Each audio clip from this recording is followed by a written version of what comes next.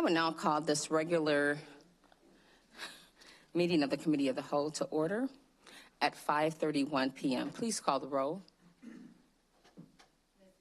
Present. Present. Present. Present. Present. Present. Here.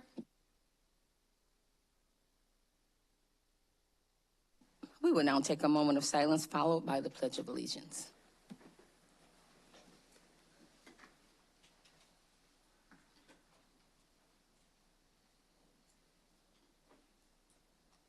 I pledge allegiance to the flag of the United States of America and to the republic for which it stands, one nation, under God, indivisible, with liberty and justice for all.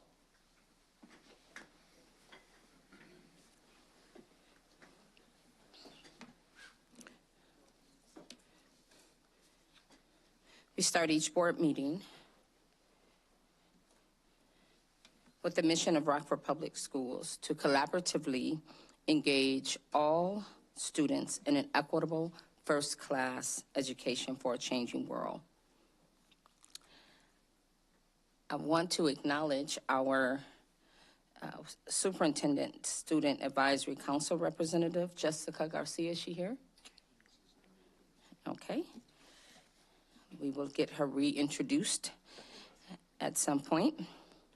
Are there any changes, correction, or additions to the meeting minutes? If not, is there a census to approve by the down of your head? Thank you. Ms. Stanford will now lead Stakeholders Committee portion of the meeting.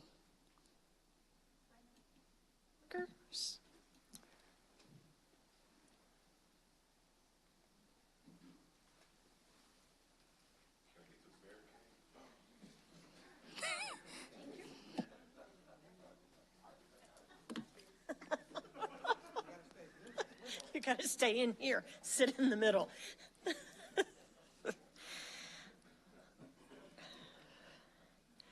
Okay, so we'll start our meeting off, our committee of the whole meeting, with our calendar.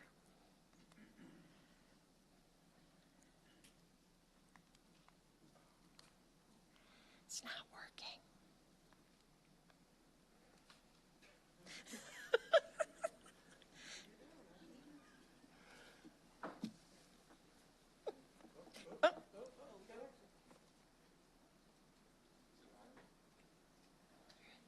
I don't know.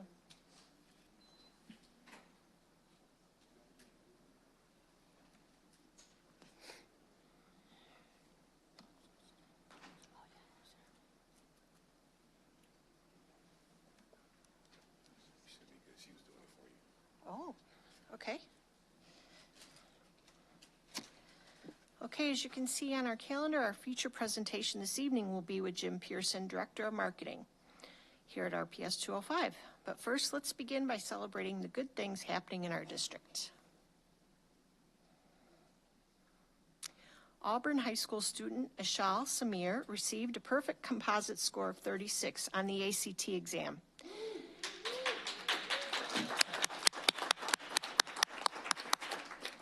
Congratulations, Ashal. Awesome job. Keep up the hard work. Ashal said, "I truly owe my knowledge and my success to the incredible gifted teachers and staff. They all work so hard to support us academically, and over the past 4 years have been a constant source of motivation and kindness. Great job, and thank you to all the teachers and staff that work to ensure that all of our RPS students are prepared to take the ACT exam."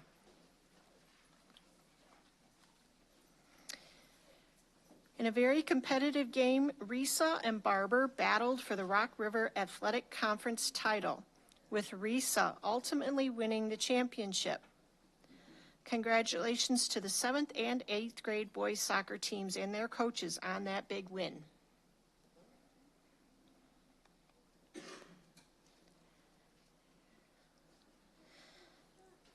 Okay, in the month of October, Earl and Dr. Jarrett visited Bloom, Haskell, Summerdale, Spring Creek, Marshall Elementary, and East High School. Here are some of the pictures highlighting their visits. We always enjoy seeing the smiling faces of students. And Earl.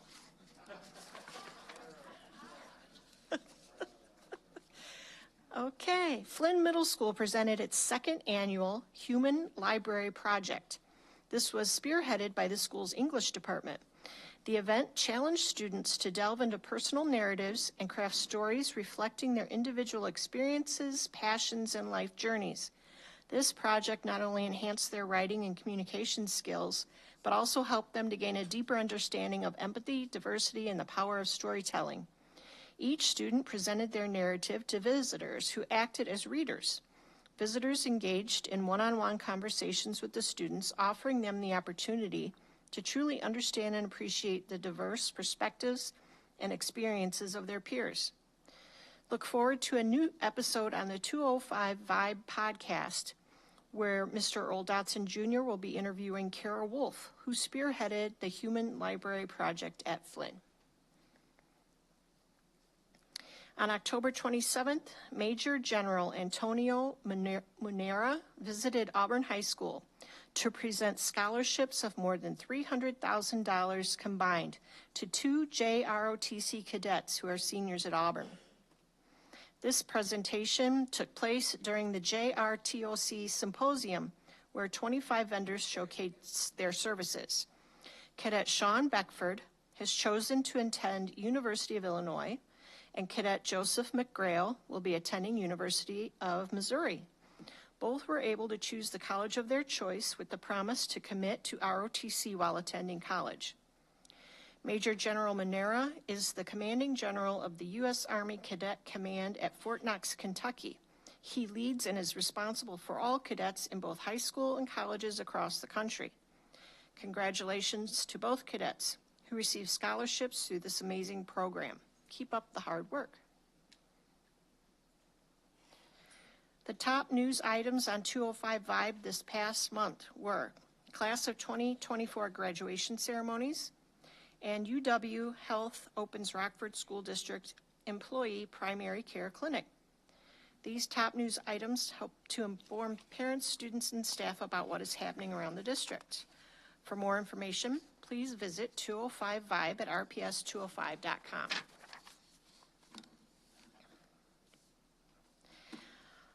All board members should now be receiving updates from our legislative lobbyists, Jeremy Duffy, Michael Cassidy, and Amy Bellinger-Cole. This is a direct result of board member feedback from our stakeholders retreat. Please keep an eye out for future legislative updates in your email inboxes. U.S. Congressman Eric Sorensen visited Roosevelt Community Education Center on October 31st. He got to see students dressed up in their costumes for Halloween fun. With the help of our student ambassadors, Congressman Sorensen toured the early childhood daycare, plastic lab, makerspace, and manufacturing and auto spaces. And he finished with a Q&A with the students. This month, our early childhood family services team held Scarecrow Fest at Midway Village. This event was open to all families within the early childhood program. During the event, families were able to take part in activities such as scarecrow making, creating their own fall story, book reading, and apple art. Midway Village also opened their stores so that families could go inside and learn about twine making, what blacksmiths do, and different aspects of the upkeep of a barn. Rockford Public Schools hosted the 12th Annual Academy Expo at the Indoor Sports Center on Thursday, October 12th. This opportunity gave 2,000 ninth grade students the chance to engage and network with area businesses and explore potential career opportunities. The Expo also helps to forge the link between student curriculum and future careers, and students utilize this event to make an academy selection. Thursday, November 9th, Spring Creek Elementary will be hosting a Veterans Day celebration. During this celebration, they'll be singing patriotic songs, having recognition of veterans, and a guest speaker, First Sergeant Pettigrew. Spring Creek students raised $1,400 that will be donated to the Veterans Drop-In Center. And Friday, November 10th at 7:30 a.m., Brookview Elementary is hosting their Veterans Assembly. They will have a Pledge of Allegiance, honor our veterans, students will sing, and will end with taps. Sorry. And now for our feature presentation, I'll turn the floor over to Jim Pearson for a marketing and branding update.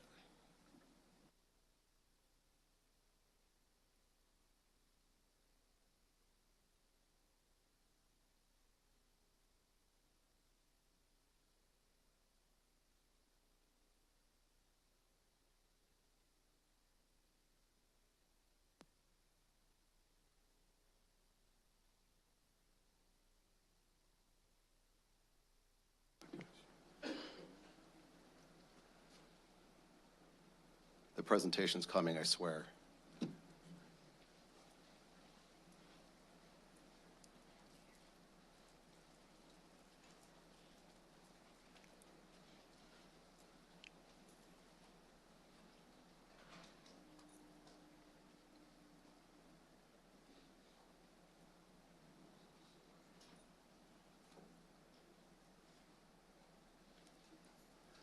Okay, so I have about 51 minutes, and I plan to use every single second, so everybody buckle up.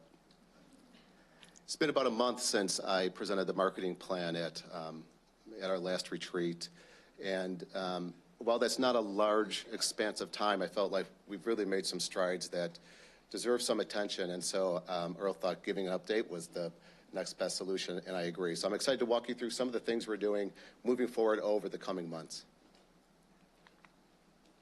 But before we jump into those exciting initiatives, I wanted to touch on reminding people what was the plan that we put forward, and starting with the change we seek to make. And back in October, we talked about how we need to build trust with the Rockford community, and it's a theme that I've heard over and over again the last 4 weeks, that while we do a lot of good, the thing that we need to do is communicate that good. We need to create that authentic connection.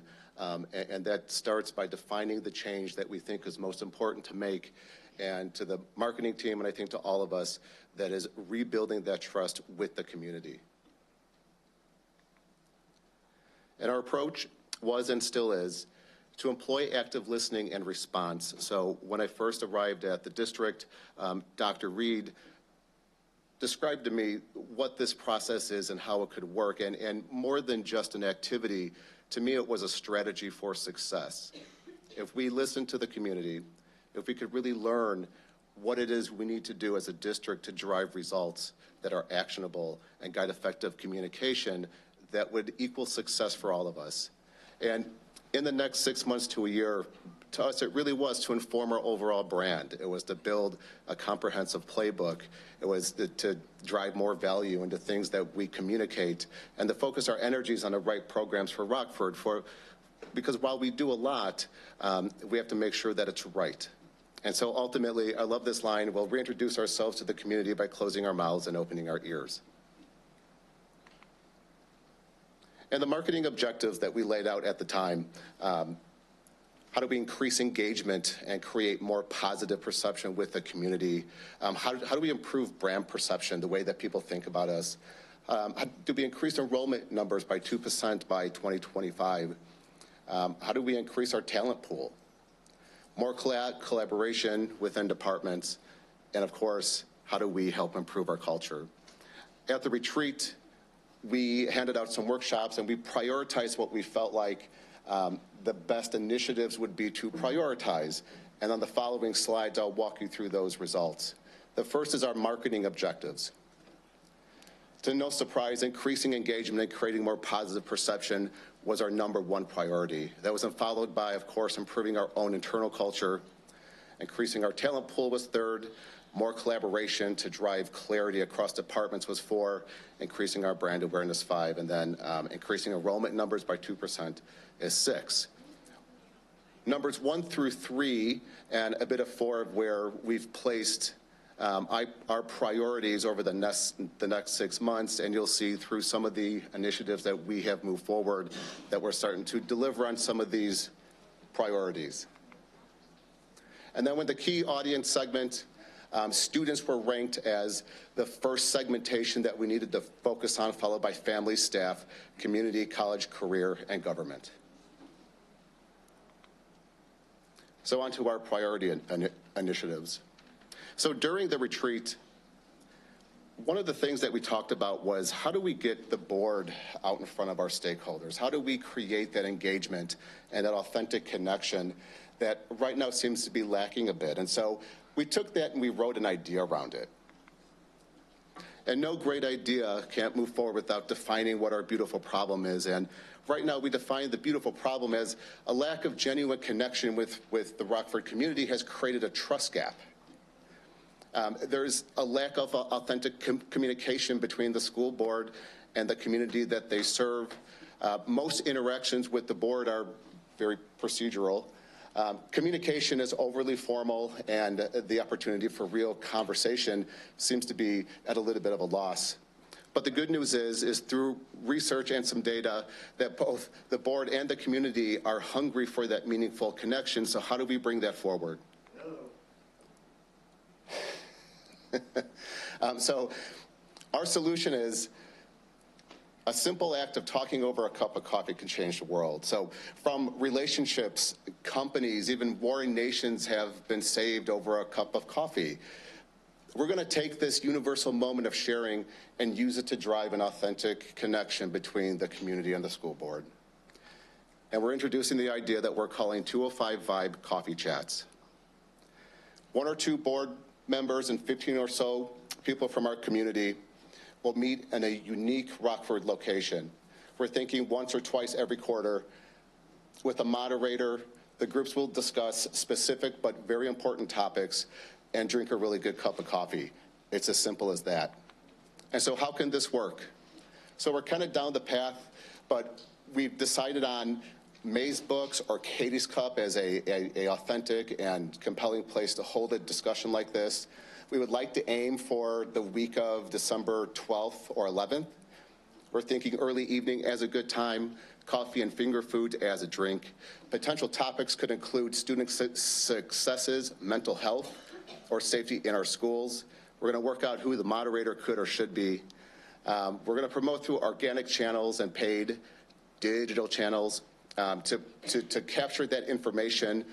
We think a Vibe podcast with Earl and the board members to debrief on the conversation would be fantastic. We're going to capture content, and we've already spoken to the media, and they would like to cover this as news because they think that these are topics that need to be discussed.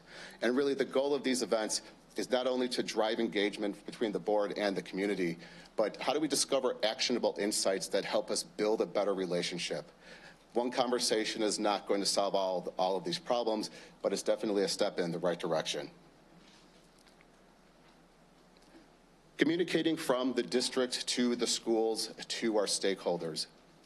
One of the things that became very clear to me is that we communicate over too many different disparate programs, channels, and platforms. We've looked into a number of solutions to this. One of those is called Aptigee. Simply, it takes and manages all communication channels across every device that you might have and puts it in one place. So this drives a much improved experience, not only for those that are putting out communication, but those who need to engage with the communication itself. And put a little bit more simply, these are all the different platforms and channels in which we communicate individually right now. Anytime we put anything out, we have to go into every single one of these and put communication out. We would go from something like this to something like that. Everything happening on one platform. It is simplicity, it is communication, and it's very easy. And we're driving intuitive communication through platforms like this, which are readily available, easy for everyone to use, and in my opinion would make us much more effective communicators. Active listening and response. So as the core to our strategy as a marketing department, we cannot be successful unless we pull real authentic data and information from our community. We started that in the last 4 weeks. I'm pleased to say that the first 4 active listening sessions are complete. You see Dr. Reed up on screen. We've learned a lot. We've wrapped process around how this works. We have We have a process how we're going to pull together all the information that we've pulled from these sessions, and we're going to report out themes, insights, and action items to the cabinet at the end of November.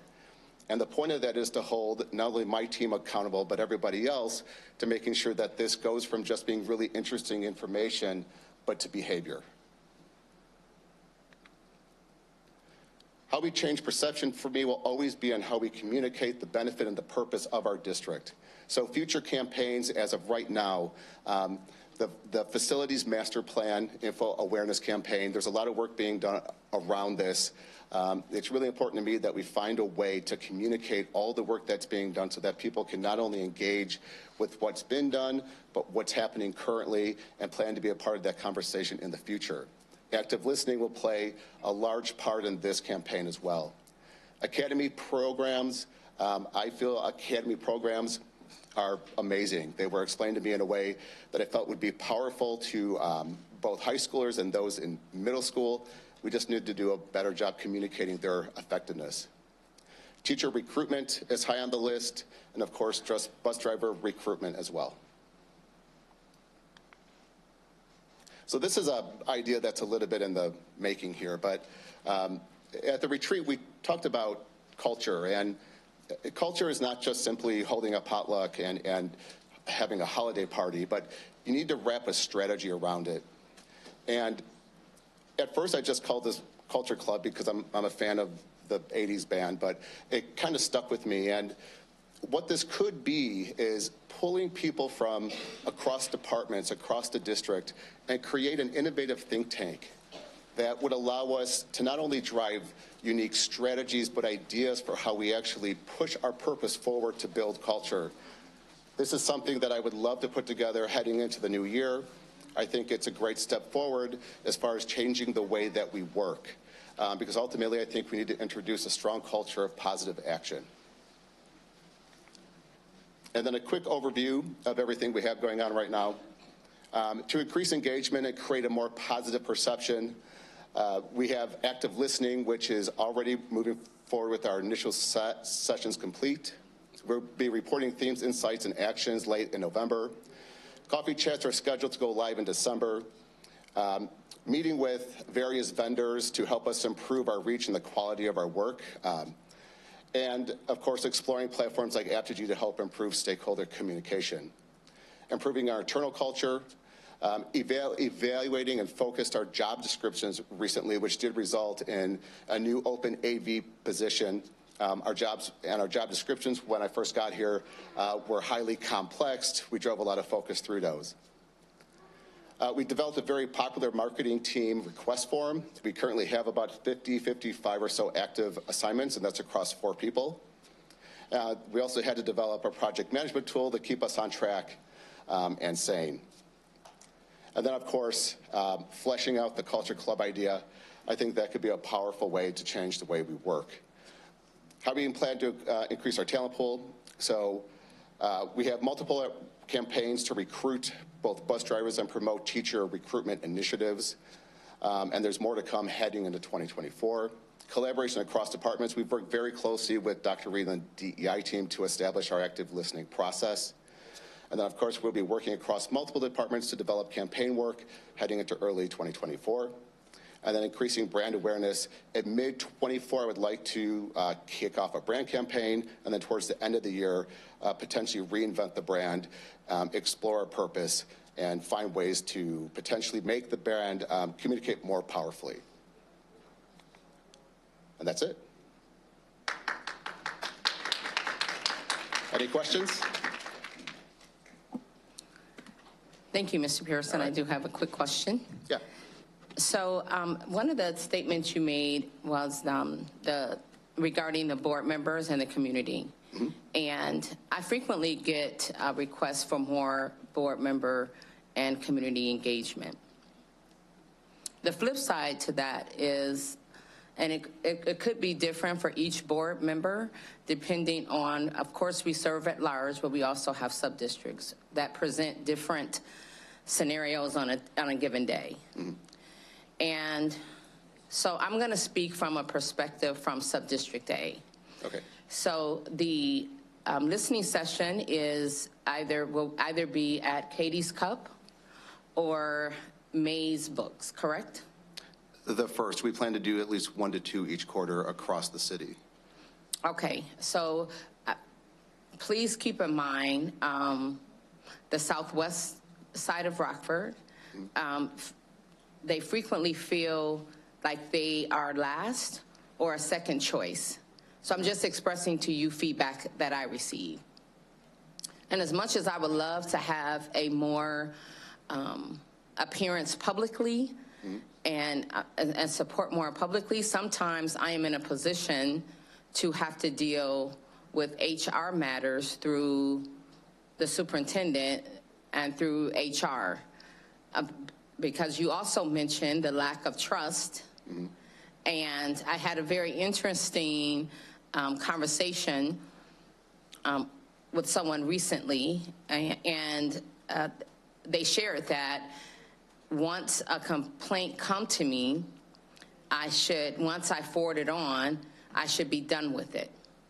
And as wonderful as that may sound, because there is an issue with trust or communication or a response, it doesn't work that way. Right. So I look forward to being able to just rest with knowing that that is going to be taken care of. For an example, I just received the email today, have my child been forgotten? On a matter that has been going on for over a month. Now, I will say it is was not an easy fix, that there were many components to that, but that still leaves us another area of communication and obtaining understanding and trust. And so I think that there are so many contributing factors that will make our school district improved or more successful. And it kind of goes back to the core. So if we looked at, say, the hiring process that feeds into each school, including administration, diversity, equity, and inclusion, we'll see that we have greater opportunities. And I celebrate what is going well, and I celebrate what is the good things that we've done. But we cannot, in our efforts, celebrate the good without addressing the not so good, without coming up with solid results and getting a problem solved. So in all of your efforts as a marketing person, do you foresee having one-on-ones with board members? Yes, absolutely. Okay, and do you have an estimated time frame when that will begin? I don't. I think as I walk down this path of understanding, not only capturing information and having these conversations with the community, but understanding and honestly learning a lot from Dr. Reed around what is the most productive environment to get the information that we need to really drive a true understanding. Right now, if we think one-on-ones would provide that, I would be entirely for it. I would love to move forward with something that was a little bit more community group-based, because people seem to share more when they're surrounded by community that they know and trust. But certainly I can take that back and come back really with a strategy how we would conduct one-on-ones in a way that we would find both proficient and rewarding. Thank you very much. I really appreciate the presentation on tonight and addressing the opportunities that we have and celebrating the good. And I look forward to moving forward with new ideas and strategies on how we can bridge that gap for communication. Thank you again. Thank you. You're welcome.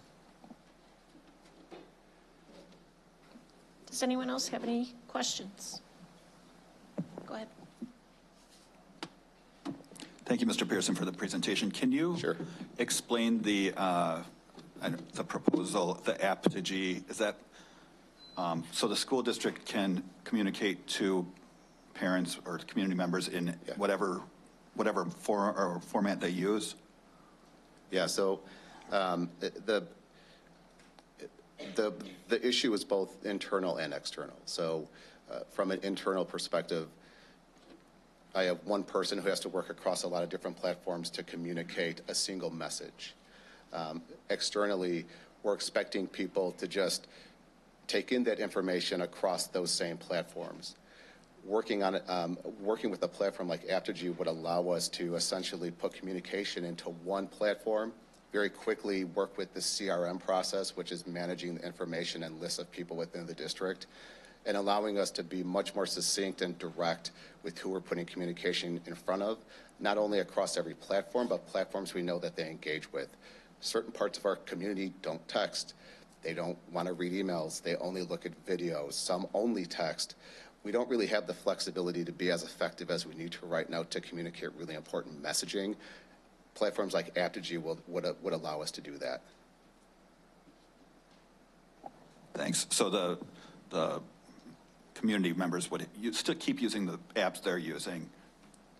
Is that right? Or they don't have to download an app? No. There would be a new RPS 205 app, but that it works across channels. It would be everything from a text to an email, depending on what we know about that particular part of the community and what type of information and platform they typically engage on. We can make sure that channel is used appropriately. Thank you. I have one more question. Yeah. Thought-provoking. So have we, in our method of communication, are we going to continue to consider and come up with ways to communicate with those, the subliteracy that we deal with in our school district, to assure that, or ensure that community members who deal with subliteracy is able to get the same information and understanding the message being given? Yes, answer is yes. So we've, working with DEI, we've already set up an additional Google account, which allows us to drive two-way communication with certain parts of the community that we know only engage that way. Relying more on video, we know we absolutely need to do that. And then there's also a bilingual component to this that we're just now starting to understand and push on. I think it's important that we work with our community engagement folks a bit better to understand how the language barriers can be bridged. But yes, there are so many ways that we're currently not communicating effectively, and in a lot of ways it's things that you don't really think about, but not being able to read, video, texting. It's why platforms like Aptigee are so important to me, because it allows us to target people specifically with information in a way that they can engage with without feeling bad, with driving empowerment. Information is power, and if we're not getting it in front of the right people in the right way, then it's just going to fall on deaf ears. Thank you.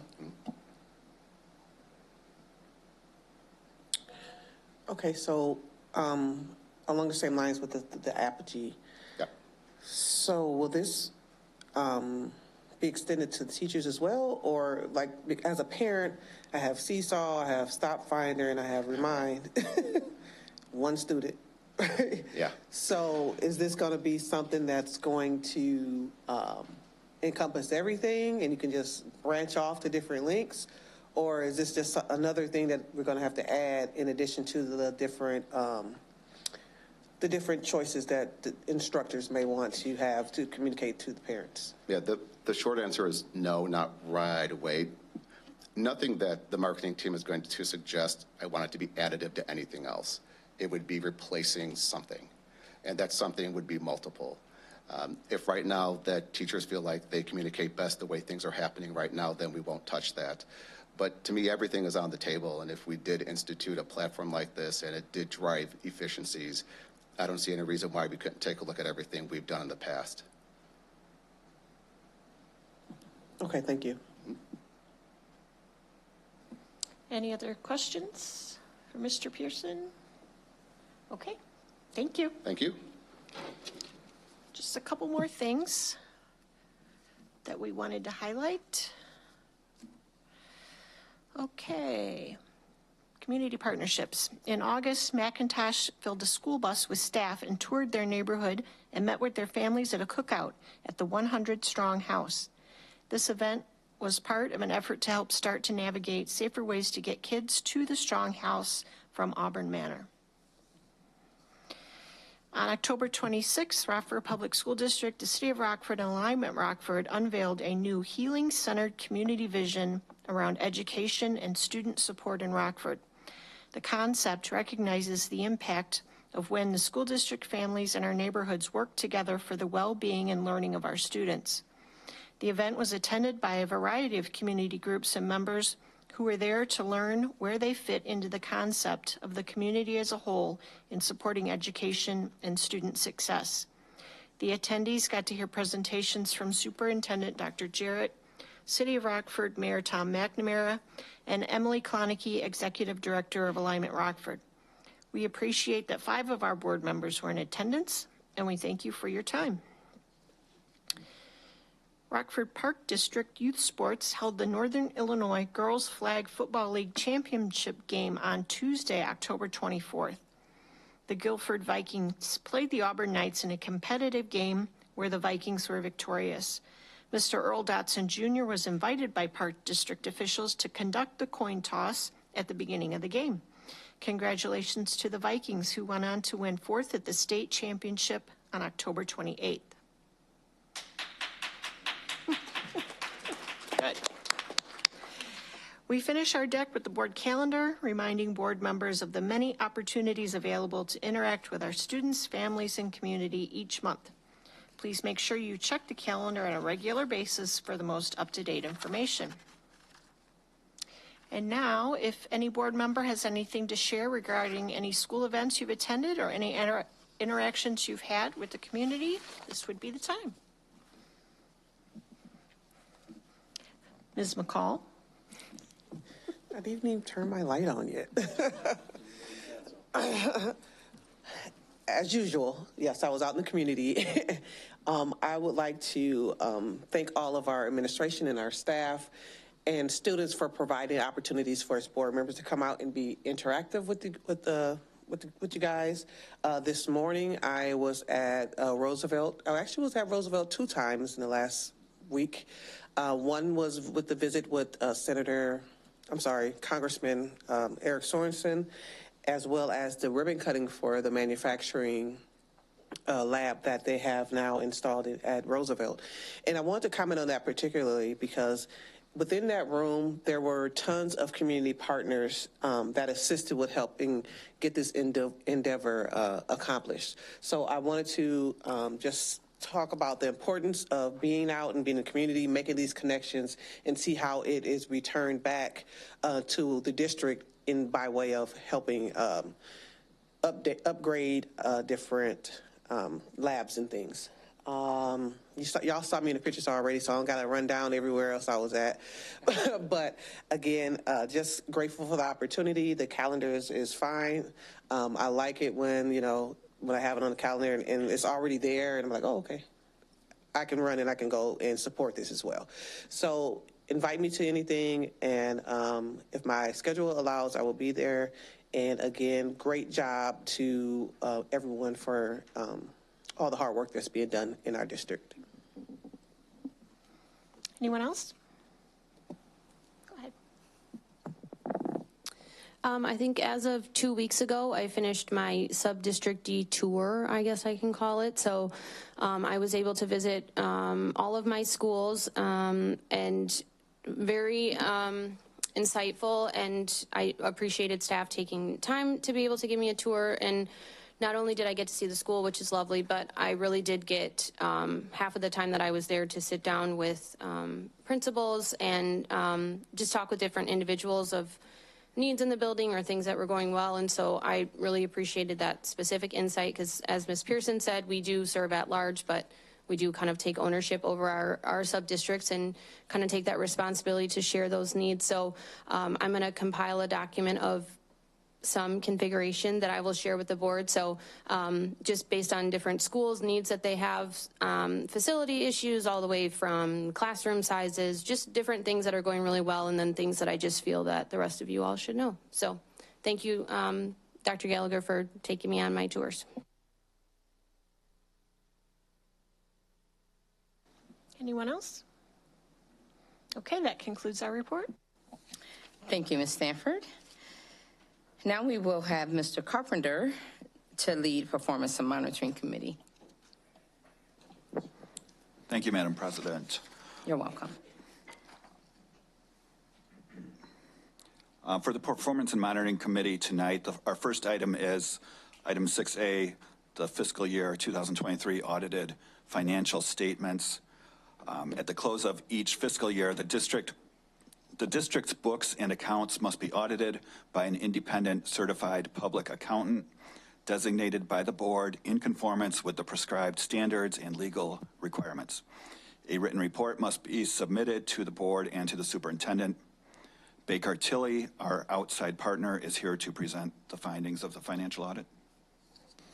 And Dr. Brown. Okay, thank you. So we've got tonight by Zoom, Mike Mallett from Baker Tilly. And Mike is actually going to walk you through the audit presentation, and Jamie Murray's also joining us in case there's questions that I can't answer. So Mike, without further ado, we'll turn it over to you. All right, thanks, Greg, and thank you everyone for having me this evening. Before I get started, I just want to thank Greg and Jamie and their team for the hard work they've put into doing things for us during the course of the audit. We kind of give them a big giant list of things we need to look at and examine and documents to pull and things to put together for us so we can go complete the audit and actually audit your numbers. And we do that while they're doing their day job. So I really appreciate their responsiveness and the effort they put into making sure we have what we need so we can be here tonight to present you with results in a timely fashion. So as I get started here, just a quick overview.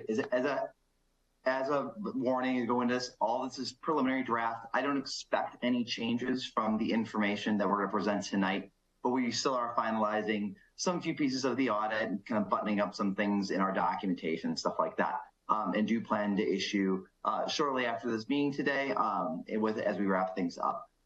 But just to know that it is draft, there is a small remote chance that something could change. If it were, we make sure it's communicated to you as the board. So first introduction to myself, my name is Mike Malott. I'm the partner on your audit engagement. I'm the one ultimately signing these reports and issuing our opinion to indicate that the financial results are presented accurately.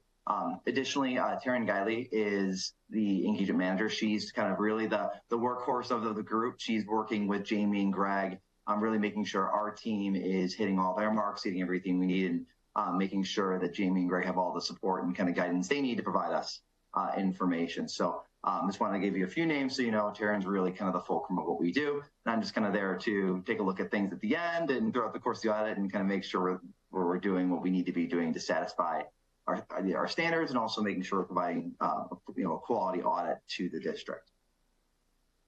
But first, just kind of a quick overview of what the audit actually entails. The main document is your annual comprehensive financial report, your financial statements. We issue our opinion on your financial results in that document. But in addition to that, there's a number of other reports that are issued associated with the fiscal year. First is the ISB annual financial report. It is essentially a regurgitation of the financial statement information or certain aspects of the financial statements in ISB's prescribed format, so they have consistency with all districts across the state. In addition to us doing your financial results, we also do some deep dive into some other areas, primarily related to your federal spending. We issue an opinion on the schedule of expenditures of federal awards, which is basically a financial statement for just your federal spending. We issue an opinion on that, as well as do testing of some specific major programs that are kind of prescribed that we need to do a really deep dive to ensure the district is in compliance with all the various requirements the federal government sets for those programs. In addition to that, there's also the Consolidated Year-End Financial Report, which is a requirement of a different state agency, the Governmental Accountability and Transparency Unit. Once again, kind of it's a different way of presenting your financial results in a format to meet certain requirements of the state. Lastly, there's also a report on internal control over financial reporting. But that is essentially our evaluation of your controls, your key controls and processes to make sure there are not any significant risks or findings that we need to communicate to you. And I'll go over each of these just briefly, very quickly, of what we actually, an opinion we actually give on each of these. So first, for your annual comprehensive financial report, we are planning to give an unmodified audit opinion or a clean audit opinion. That is the highest level of assurance we can provide you.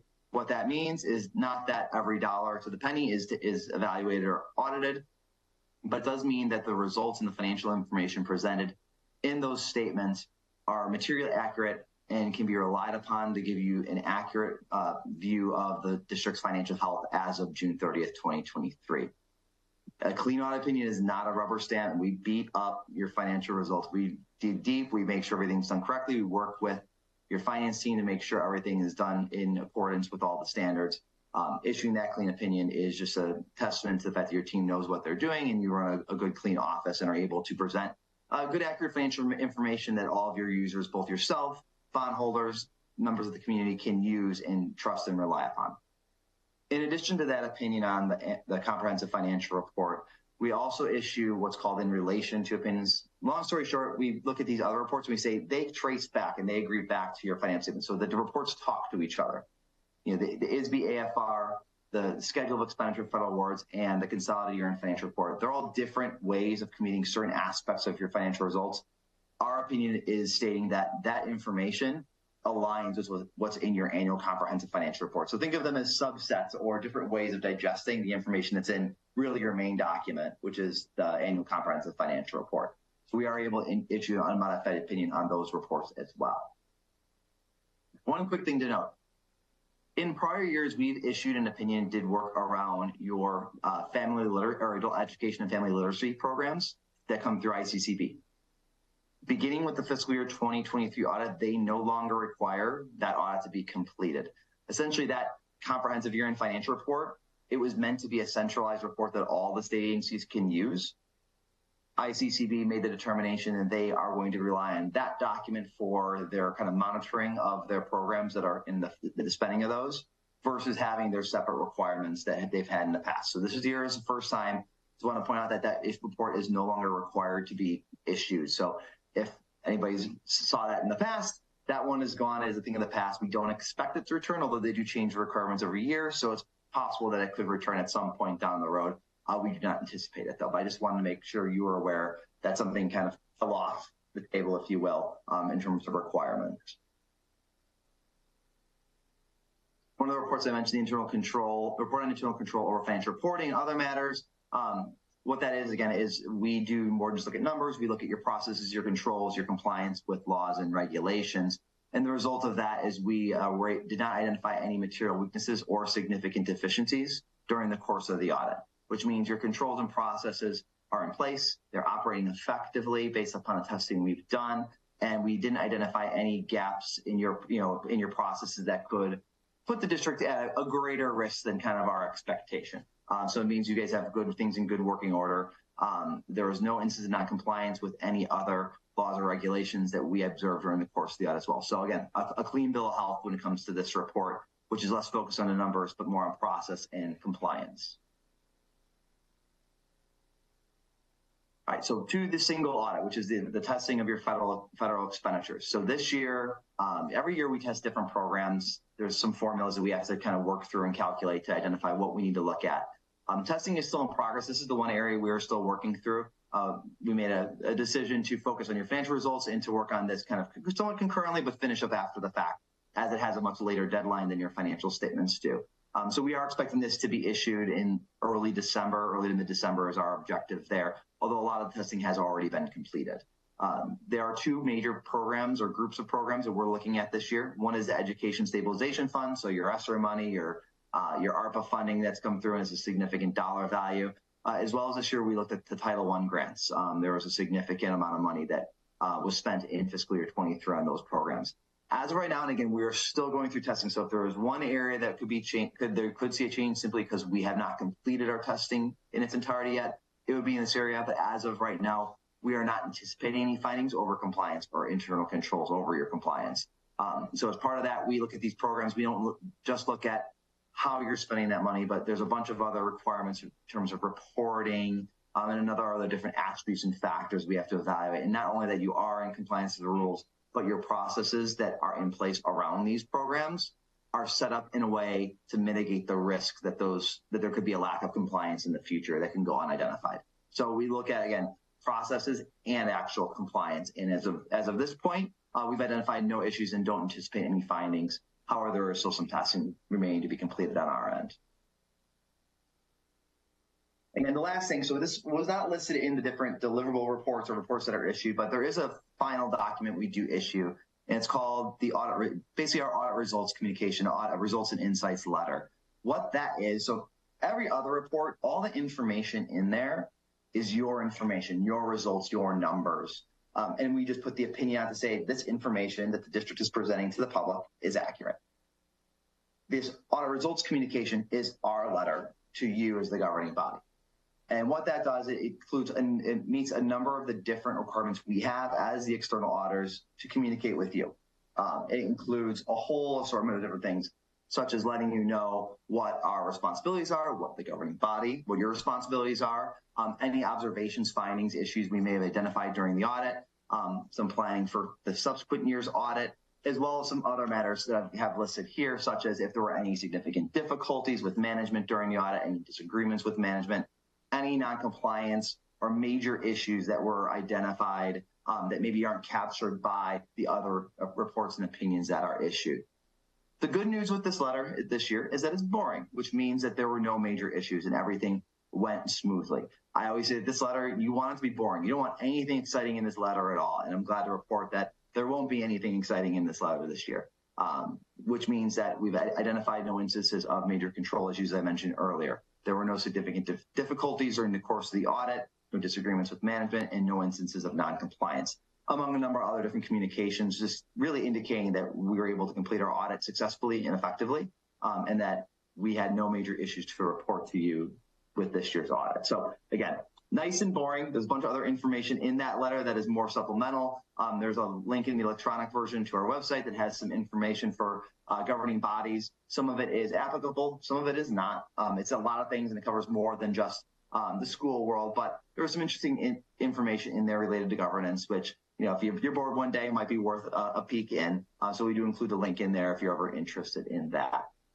Lastly, before I wrap up, you know, as the governing body, we work for you, right? We work with Greg, we work with Jamie, we work with their team in terms of the day-to-day of the audit itself. However, in the end, you're the ones who've hired and engaged us to complete this audit, and we report to you. So if there's ever a time where you have questions, want to have a conversation, concerns, things you want us to look at, I want to make sure you're aware we are always available.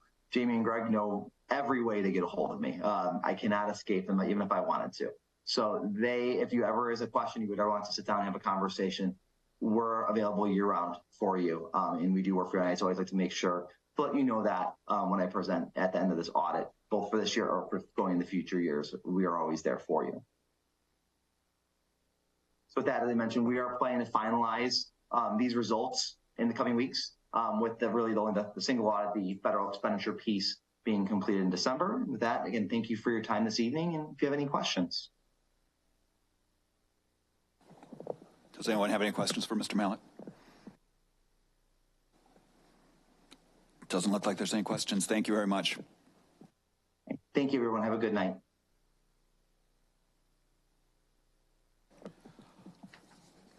Our second item is item 6B, state data presentation. On Monday, October 30th, the Illinois State Board of Education released its annual state report card accountability data. Dr. Morgan Gallagher will present and will be reviewing our state scores, how they relate to summative designations and our universal goals. Dr. Gallagher. Thank you kindly. Good evening, everyone.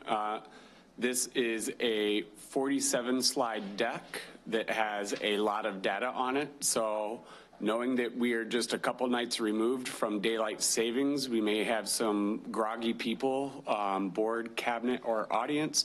So I'm not going to dig terribly deep into each of the slides, but for our board members, I do want to clarify the context that We have provided time that I know a number of you have already scheduled opportunity to meet with the cabinet members that are on performance monitoring so that we can go deeper into this over the course of the month of November and answer questions that you may have. We'll have another presentation that we are bringing forward on the 28th of November that provides not just the state accountability report, but the local context for how we're rating our schools. And then again on December 2nd, Saturday, we'll have our board retreat that is our performance monitoring retreat, where again, we'll be revisiting this topic. Overall takeaway, we are moving in the right direction across the metrics. We are getting close back to where we were pre-pandemic, if not exceeding in a couple of areas, but we do still have certainly some work to do to catch up with the state average across many of the metrics. Always revisiting our mission, our vision, and our core values. And we usually kick off with the statement of our universal goals, but today we're going into how have we actually performed over the course of the last couple of years on those goals, keeping in mind the context that our system-wide framework, our strategic plan, if you will, is a 3-year plan, and this current year is year 3 of that plan. So if we are looking at 3rd grade literacy, you can see baseline 2 years ago, we had 15% of students that were meeting or exceeding proficiency standards set by the state on IAR, that's Illinois Assessment of Readiness. And then you could see that last year we had incremental growth to 16.5%. Our goal is to have 5% growth over the 3 years. And then for reference, you can see where the state's meet and exceeds is as well. Similarly, 3rd grade math, looking at Illinois Assessment of Readiness, just happenstance, our baseline was also at 15% 2 years ago, saw incremental growth there, and you can see the goal is to get 20%, 5% growth total over 3 years, and there's a reference for the state performance there. Middle school on track, goal is to grow 5% over 3 years. Our baseline year, we had 80% of our middle school students that measured on track. And we saw that we dipped to 76% last year. And again, our goal at the end of this year is to get to 85%. I will go a little bit deeper here to provide some context. Our baseline year was the first year that we started to have a formula to measure our middle school on track. We use a very similar formula to what the state uses for freshmen on track. If you were to go back not 2 years ago, but 3 years ago before our baseline year, we were actually hovering in the 50%, 52, 53% of our middle school students being on track. So when we started to place emphasis on this and really start monitoring this down to the teacher in the classroom level, we immediately started to see very significant gains. So our teachers and our principals at our middle schools really set the bar very high in our baseline year compared to what performance had been in the past. Freshmen on track is certainly an area to celebrate. Our goal was to grow to 75% in the 3-year strategic plan. We hit that in our first baseline year in 2022. We maintained it in 2023. And looking at where we are this week, year to date, we're actually performing about 3% higher than where we were this time of year last year and the year prior. So hoping to be able to maintain that growth with our freshmen on track. Likewise, with our graduation rate, we were at 66% in 2022. We saw a 3% jump last year. That's actually the highest that our graduation rate has ever been, but certainly not something to celebrate that we're only at 69% with our graduation rate. We do have work to do there. The goal is to get to 75% by the end of the year. I'll now share some data trends. As I mentioned earlier, the takeaway, you can see that we're getting back to where we were pre-pandemic in 2019, maybe not completely there. Generally, our growth of getting back to where we were pre-pandemic is pretty similar to what we're seeing with the trends for the state of Illinois. But again, we have work to do to close that gap between our performance and the average performance across the state of Illinois. For each of these metrics, we also have performance broken down by demographic. So here is IAR, not just our universal goal that focuses on third grade literacy, but IAR performance 3rd through 8th grade. You can see the trends.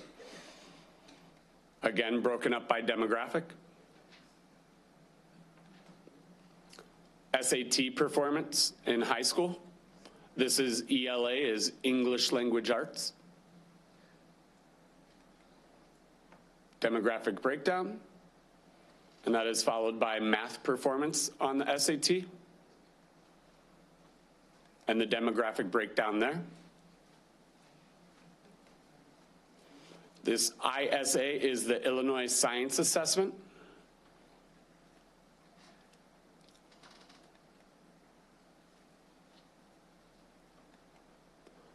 Freshmen on Track, this is our greatest area of celebration. It is a universal goal that we have as a district, but it is also a very critical metric for state reporting, accountability reporting. And you can see pre-pandemic, we're at 63%. We were able to grow 12% overall for our students and maintain that, and looking to trend even higher this year, though it's still early this year. I'd really like to pause on this demographic breakdown for our Freshmen on Track, because I think the work that our schools have done in the freshman academies, teachers, counselors, clerical, all staff, really demonstrates how targeted universalism can benefit our students. So you can see overall RPS grew from 63% to 75% from 2019 to 2023. When you break that down by demographic, everyone was successful, but what our schools did that was especially successful is they really targeted those students that were furthest away from opportunity and achievement with being on track with passing their classes in their freshman year, and had very targeted interventions that they provided that varied according to each school's unique needs, so that you can see while we grew overall 12% from 2019 to 23 for RPS. If you look at our Black or African American population, they went from 48% to 66% on track. You can see that our Hispanic or Latino population actually exceeds our RPS average. So I think those are definitely areas to celebrate. Here's a look at how we are trending versus the state of Illinois with our graduation rate. And here's that demographic breakdown. This is all followed by a series of slides that allow for benchmarking, not just how is Rockford Public Schools doing relative to the state average, but also benchmarking our performance against similarly situated districts and neighboring districts. So larger urban districts, and then just some surrounding community districts that you would be able to see here as well. So on this first slide, this identifies the state RPS bolded out at the top, and then these other districts with their student count, their percentage of low-income students, their mobility rates, and their attendance rates. And then as we benchmark across each of the metrics that are measured by the Illinois State Board of Education through their accountability and their school designations, you can see any of the districts that were column for school year 23 are highlighted in green. They improved from last year's, or from school year 22 to 23. If it's gray, then they remained flat. And as you continue through, you'll see some that are highlighted in red where their performance actually went down from school year 2022 to 2023.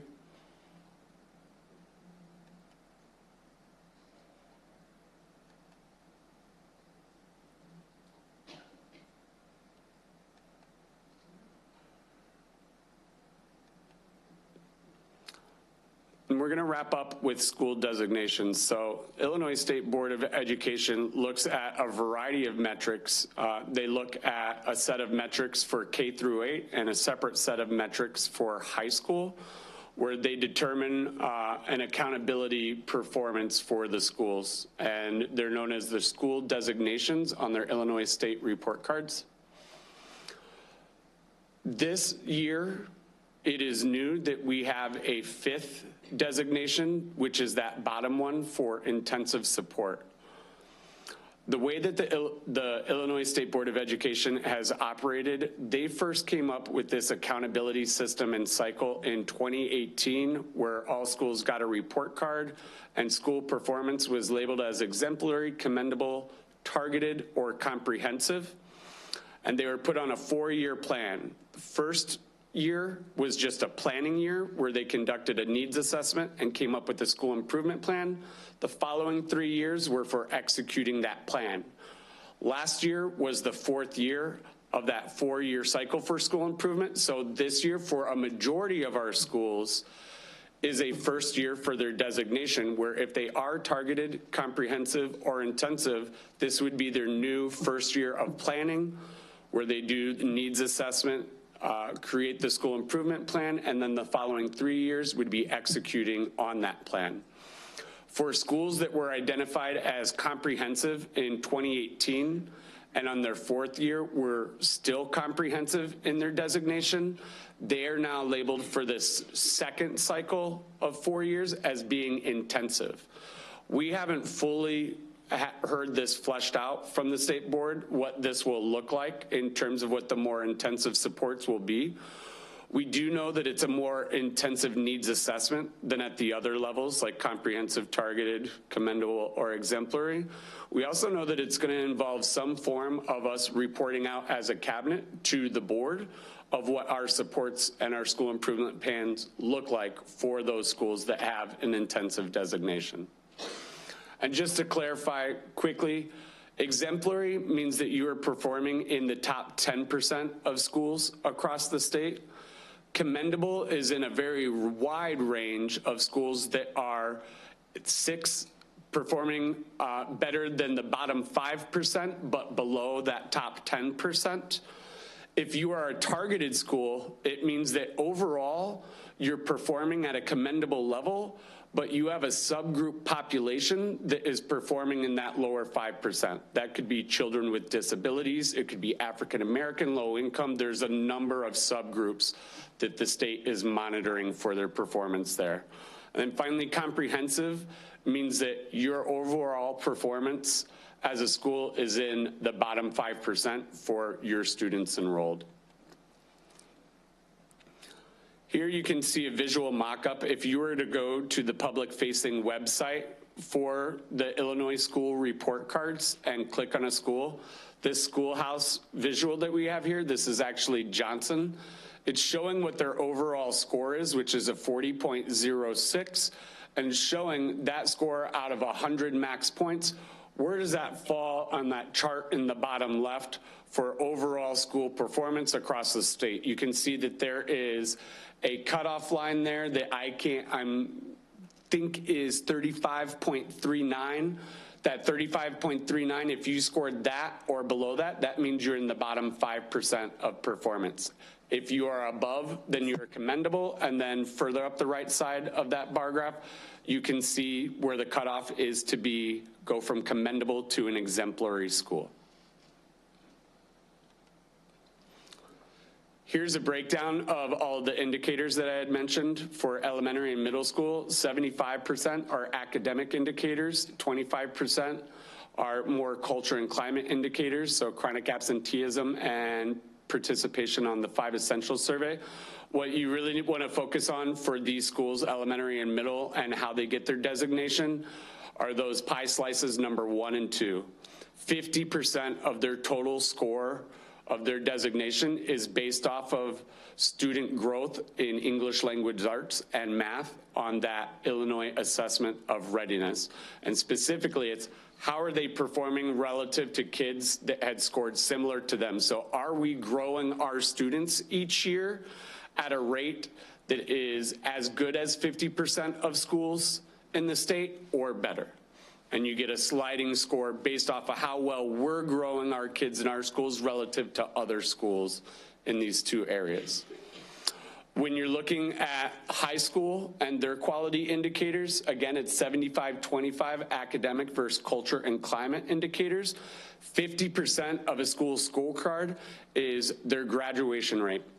I'd like to quote or reference principal at East, Jim Parker. He likes to reference Christmas tree lights. If you do not get to, on your graduation rate, a 67% rate or higher than that, you don't get any points across any of the indicators. At a minimum, first you have to hit 67% for your grad rate for your school before the Christmas tree lights turn on and all those other indicators. East is one of those schools that did surpass 67% and has gone from being a comprehensive school, but they are still a targeted school because they still do not have the performance they need for their children with disabilities, but they've got a plan for that. This is just a further breakdown of understanding that student growth percentile for elementary and middle schools that you can reference.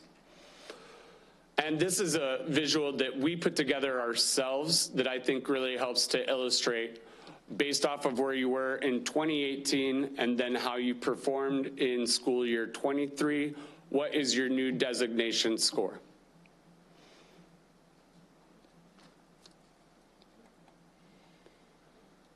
Here is the breakdown of school designations across 2019, 2022, and 2023. Keep in mind that 2019 and 2022, there were 0 intensive support schools because that's a new designation for this year. Here's a breakdown of that movement of our specific schools, where they were and where they've landed after that first 4-year school improvement cycle.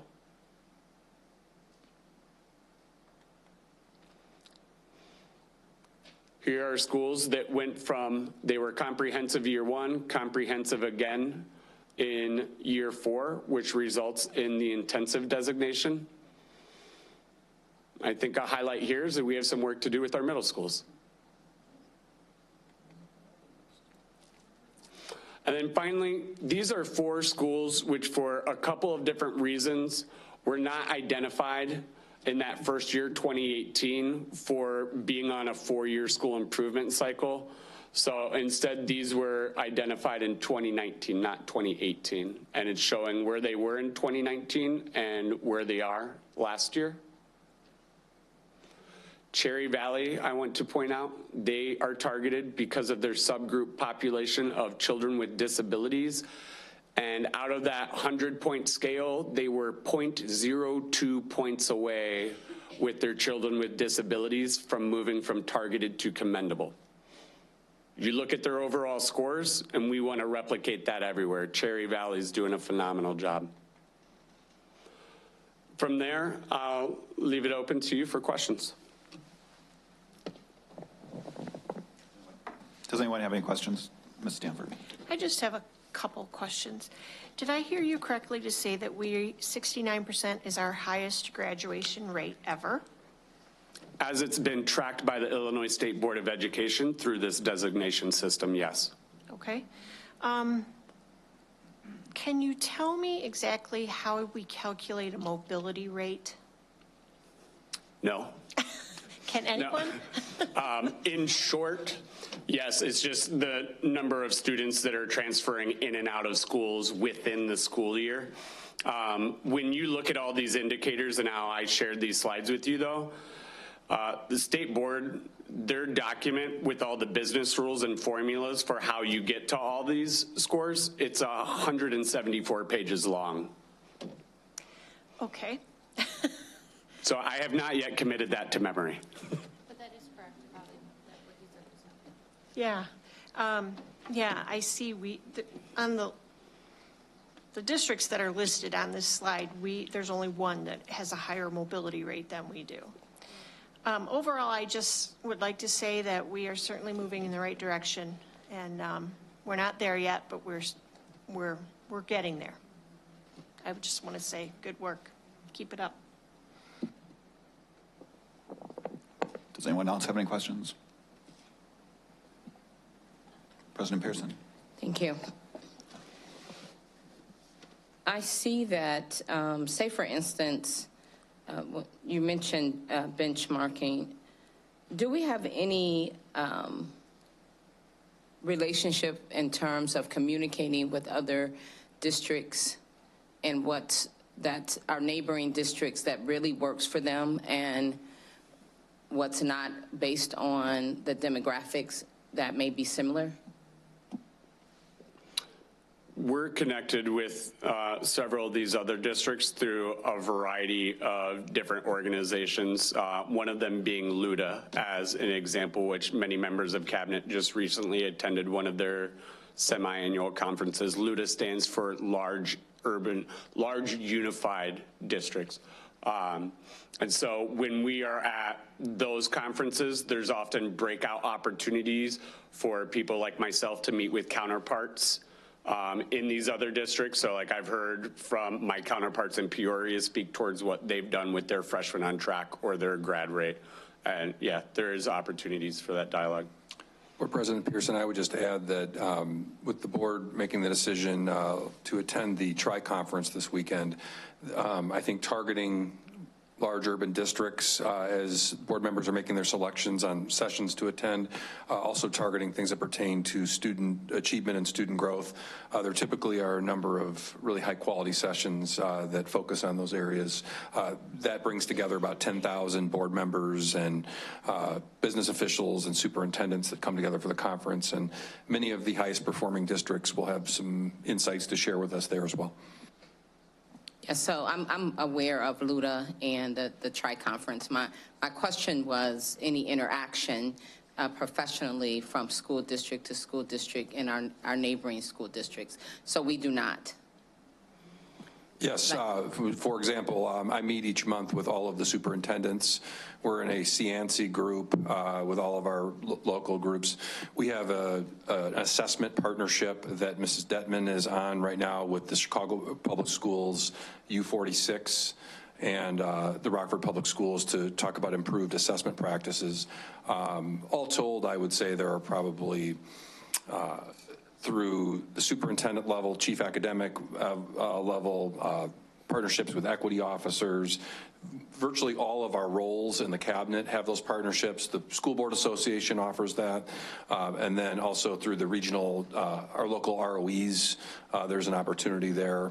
We also do a regional superintendent group as well as the LUDA and the state conference. So lots of opportunities, whether it's job alike or board partnership or events throughout the year, and certainly a number of robust partnerships. Illinois Principals Association would be another important one that connects our school-based leadership with each other through a variety of conferences. All of our principals have membership in the Illinois Principals Association. Thank you. Mm-hmm. Ms. Bennett? Do you have any specific plans regarding middle school? So additional programming, support, resources for them? We do, but I think I would use this platform right now to say that with Mike Phillips, our Chief Operations Officer, leading our new facility master's plan for the next 5 years, he has been reaching out to a variety of different stakeholders to get input onto what that facility master plan should look like. And I think that's a large part of that conversation is how we're serving our middle school students.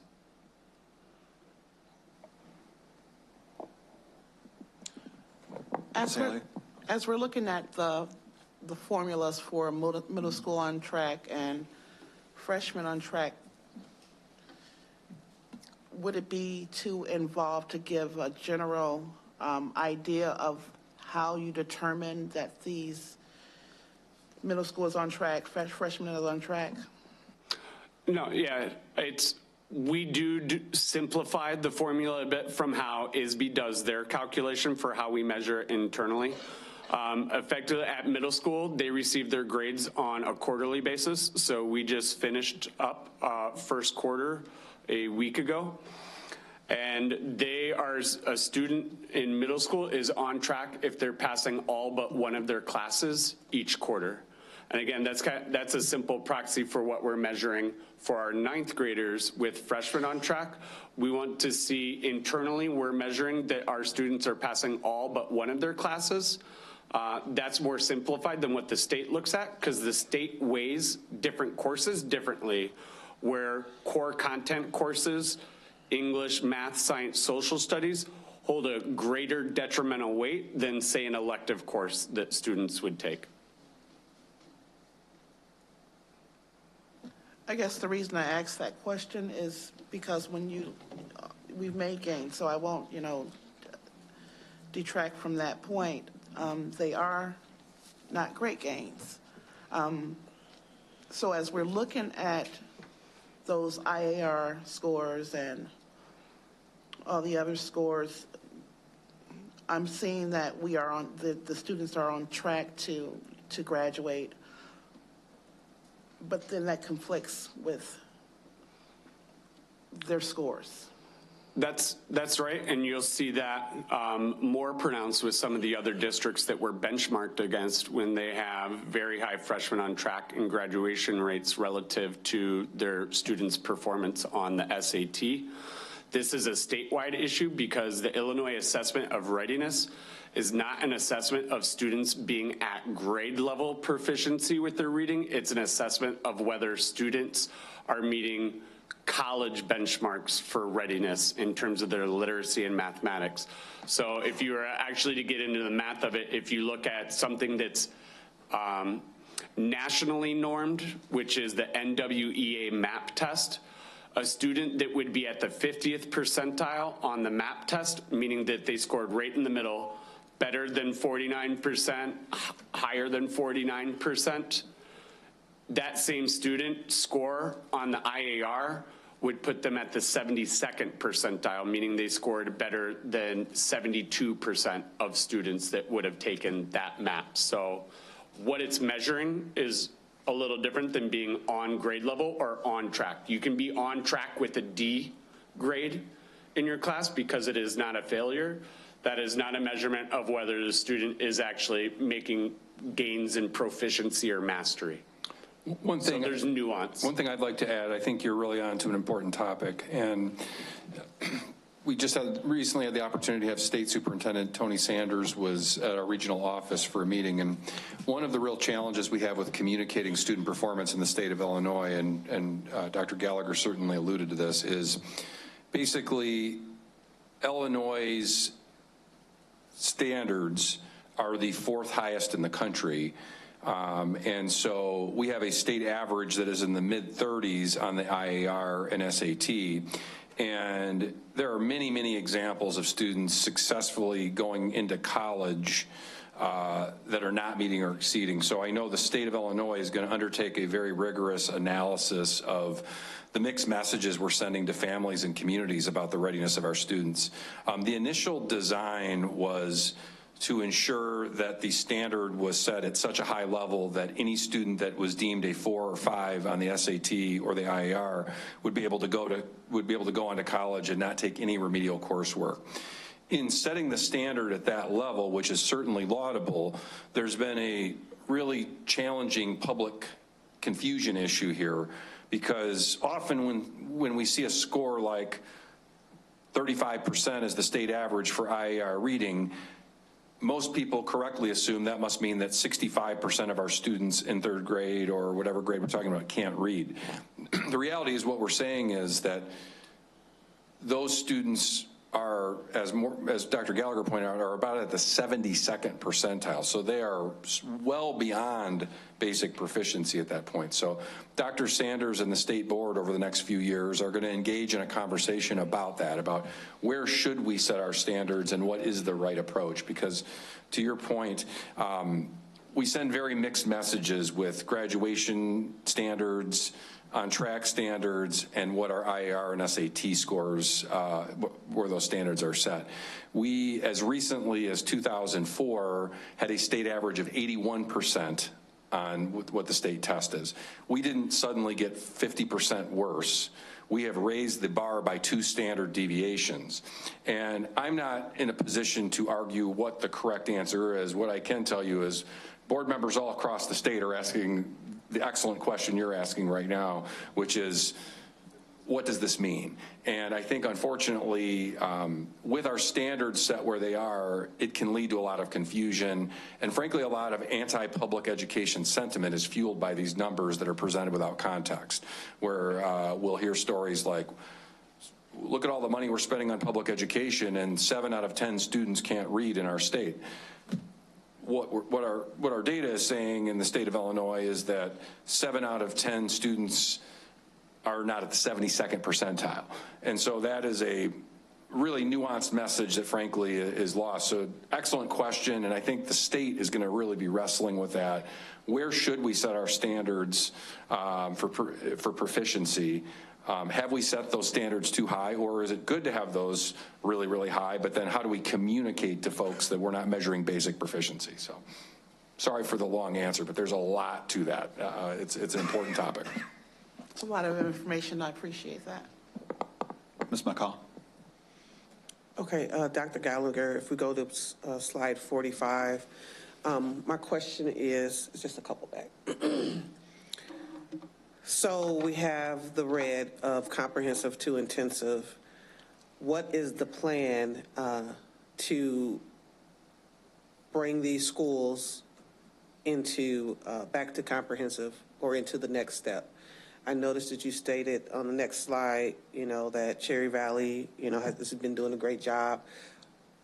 Is there some things that can be duplicated at these schools? I see it's 4 elementary schools, 4 middle schools, 1 high school. What is the plan to bring these 8 schools, 9 schools back up to goal? Well, we certainly have efforts that we've been making. Like, this isn't new to us, that the schools are at this level of performance. So it's not like we've been waiting for this designation to come out on October 30th to start to formulate what we're going to be doing for these schools. At the same time, as I had mentioned earlier, for this intensive designation, that's a new designation that's going to have more requirements to it. We don't necessarily know what all that's going to look like, so we don't want to start getting too far in this year being a planning year and creating our plan and have something that would conflict with what Illinois State Board of Education requires. So just as a quick example, step 1 is doing a very thorough needs assessment for these schools across their instructional academic data, culture and climate data. But we are going to be required to contract with an outside organization, AIR, American Institute of Research, to do a more in-depth analysis and a more in-depth template than what is currently provided to schools at the other levels. So we have our first meetings, our principals and schools team executive directors, with our school improvement coordinators from the State Board of Education who oversee our performance on these 4-year plans. They start tomorrow. So I'm very hopeful that tomorrow that we'll get some more information on exactly what that needs assessment process looks like for this school year, followed by the school improvement plan. Not wanting, and I would be happy once we have that information to provide that information in a weekly board update. I can tell you though, as like one example for some of these schools, we know that several of them need an extra administrator in the school. So currently Auburn, Risa, West, Lemon, McIntosh, Ellis, Constance Lane, all of those schools have an additional school administrator in the building beyond what is provided in the base package. That's just one example though. Okay, thank you. Ms. Bennett. Can I ask a question of Dr. Reed, potentially? Come on up, buddy. It's not hard. It's not scary either, so. Oh, he gets the easy one. I'm just asking a follow-up question for the middle schools in particular, just because there's such a large number of them. In your listening sessions, is there currently, or could there be like targeted groups? So middle schools, I know, are broken down by like children that are doing really well, children that are not, right? We have very specific data. So if there's a way to do targeted groups and ask them what they need. So instead of us having plans that are external or plans that we all have maybe created, but asking them why they're off track, asking them what they need. Is there a plan for that at all? We absolutely can't wait to share the information that we've already recorded during that video conference, and they were really specific about the needs that they have. From that listening session, we will share in the future. We've already started a leadership program to address some of the needs that they have. So in 5 of the schools that are listed up there, we have 10 mentors that are focusing on other scholars within their school to do various things as it relates to math in a different way, reading in a different way. And we can't wait to bring that information to you. But you did hit on something. The scholars do have a way that they want to express that they have needs that, they want met. And I think we have the right tools and things in place to do those things. But we have to be intentional about definitely listening to them and making sure that they see that we hear them and we're going to show up for them. So that's a great question, and we can't wait to share that information. I think he talked about it a little earlier, but we will be sharing that in a future meeting. Okay, great. Thank you so much.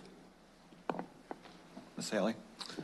Dr. Gallo, just one more question. You mentioned that those schools need extra administrators.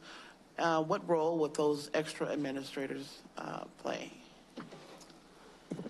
That would be, again, dependent on the needs, the unique needs of the schools. So I know, like, when we try and pair up an extra administrator with schools, it's going to be primarily based off of need, looking at a variety of different factors for how they could leverage an additional administrator to be able to meet some gains.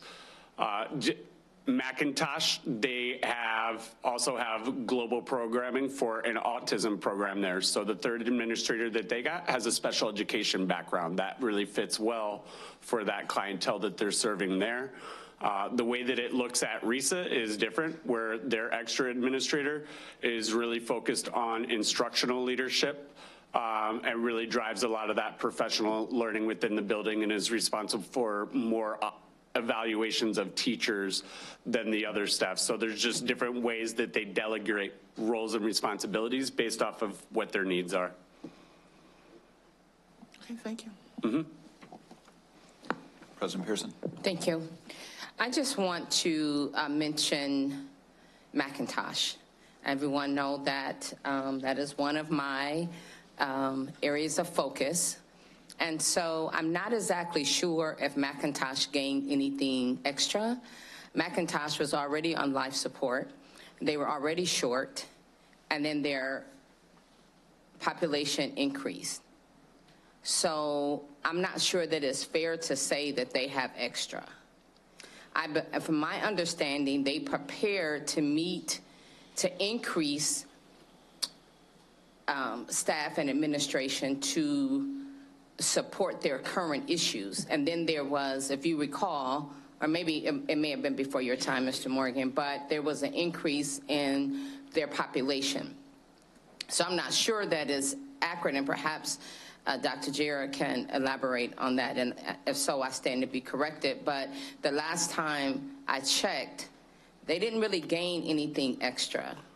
Well, I could provide a more nuanced report to board that's specific to Macintosh, but at a topical level, yes, from last year to this year, their enrollment did increase. I want to say it was somewhere in the 30s. Having more students, initially you would think that would not be good for the school, but actually what it allowed is, instead of being a 2-strand grade level across multiple grade levels, so 2 second grade classrooms, now they have 3 second grade classrooms. When they had just 2 second grade classrooms, and again, this is just an example, I can provide more nuanced detail that's more accurate, but say maybe they had close to 30 kids in each of those 2 classrooms, but then they maybe gained 10 kids at second grade and went up to 70, but now that's spread across 3 classrooms. So it could create a much lower student to teacher ratio within those classrooms. So it's really hard to say just based off of the numbers, whether that would mean that they would have greater need or need more support. The issue at Macintosh is that roughly they were going into the school year not fully staffed with certified staff, and that from 2 days before school started until just this week, they've had 5 staff that have resigned. and that's a problem. Which brings me to this point. Have we identified the why behind this? And are they adequately staffed with paras? I would have to get back to you to give accurate information regarding the paras. And the why behind the resignations?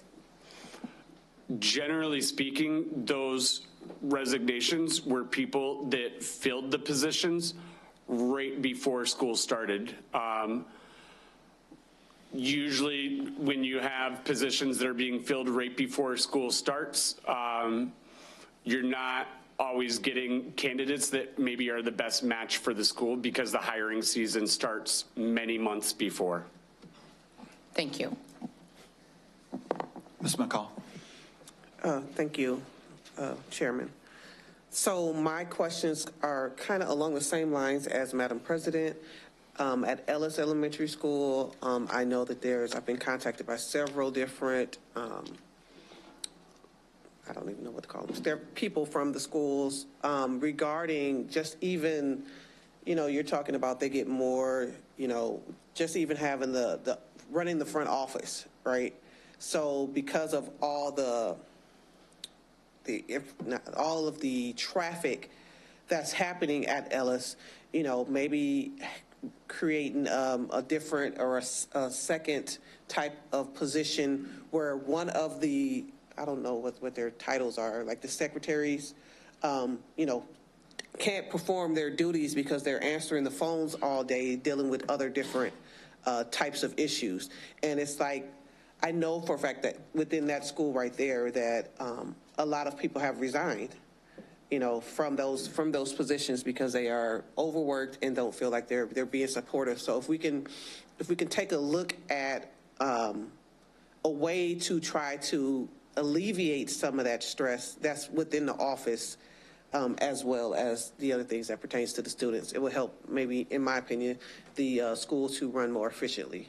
I completely agree. I think as we have the schools at the school level doing their needs assessment and starting their school improvement plans, that our district level supports, our district departments need to come alongside them with that to make sure that we're looking at a needs assessment being reflective of how we're supporting our schools. And a lot of that is going to have to be customized according to the school's needs. So yes, I agree. Because I find that, we're going to keep having that revolving door, as you want to call it, within that front office if there's nothing done about it. So I don't think the problem will be even addressed until something like that is looked into.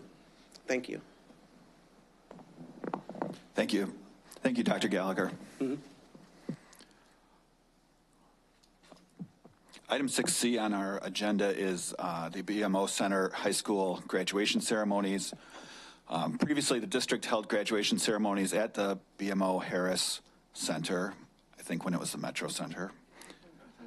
Then they went to Rock Valley College and then to Swanson and Wyeth stadiums. When they were at the stadiums, anyway, the graduates were limited to the number of tickets at all the venues, I guess, and ceremonies at the stadiums were dependent on the weather. Additionally, parking at Rock Valley and the stadiums presented traffic congestion.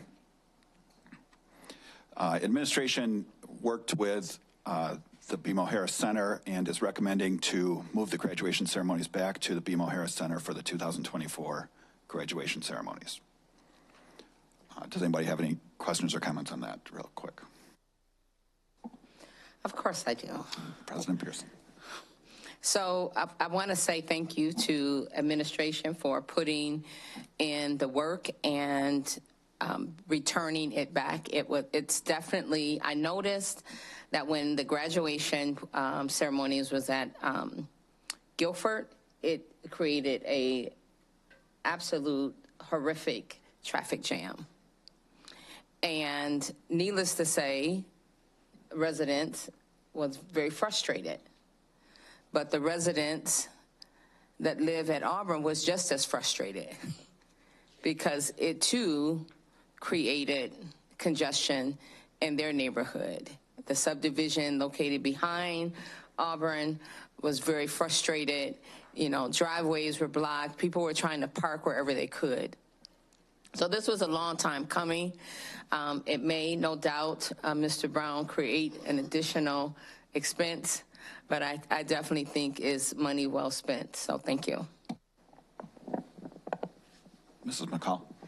And I just want to say, I would agree. It's very well received within the community and with the students and parents alike. Having it at the BMO Center, you know, just protects us all from rain or whatever. may heat. Okay, so it wasn't that hot this year, but no, can protect us all from the heat. And one thing I wanted to point out was over the years since its removal from the BMO Center in Rock Valley, there was just an unfortunate amount of people that didn't get to witness their loved one graduate. And so bringing it back to where we have, yes, it's going to be parking issues, but, you know, get there early. That's all I can say. But it will be more people to be able to celebrate the students and their success. So thank you all for that. President Pearson. I forgot to ask this while I was speaking. So will there be tickets, a limited number of tickets again? And if so, would that ticket number increase? And also the why?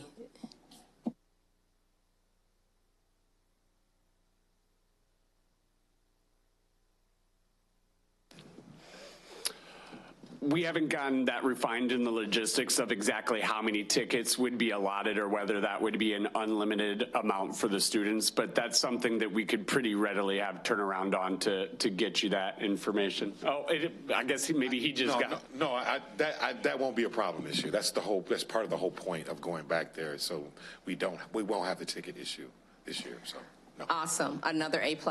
Thank you. What he said. Real quick, parking. I think the graduation ceremonies are Friday and Saturday. Is that right? Is there anything worked out for parking on Friday? Lots of reasons why this is all happening. But one of the things that we do, we have shuttles. So we utilize other parking lots in the downtown area. And so we can expect to alleviate some of the traffic congestion. We will have shuttles to bring people to the BMO from other parking lots that we collaborate with and work with us on that. Thank you. So we'll have parking. President Pearson. Yes, one quick question since you're standing there. So can we work it out with the city that there's no, and maybe it's always been standard that way when it was at BMO or the Metro Center, so that there's no parking tickets that day? Yes, that will absolutely be part of the conversation. Okay, thank you. Typically, yes. Thank you. And then just finishing up our committee, we have items 7A through 7V for consent agenda items. Are there any questions, comments on the consent agenda items?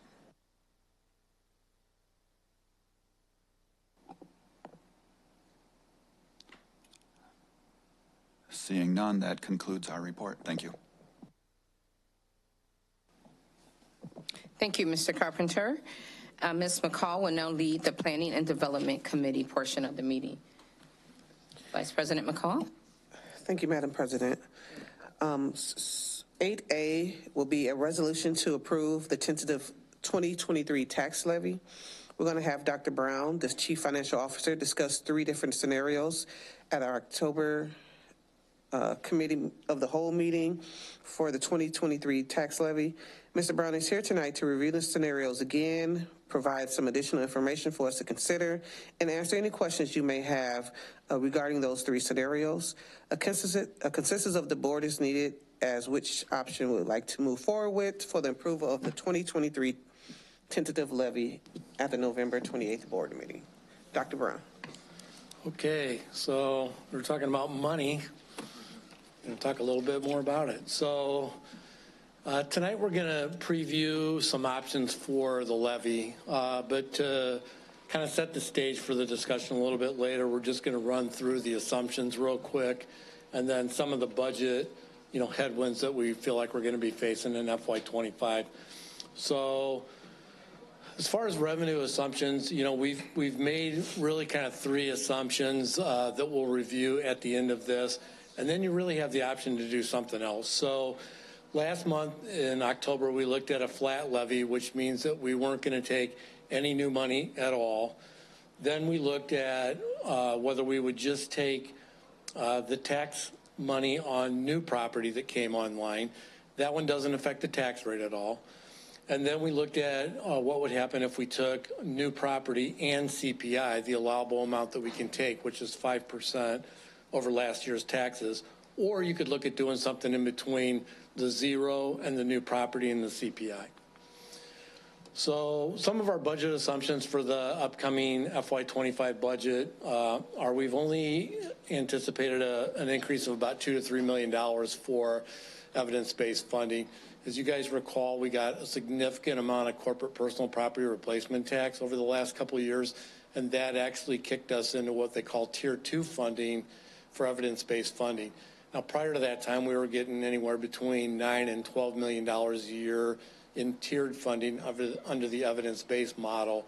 That, because of the extra CPPRT money, is going to drop to $2 to $3 million projected for next year.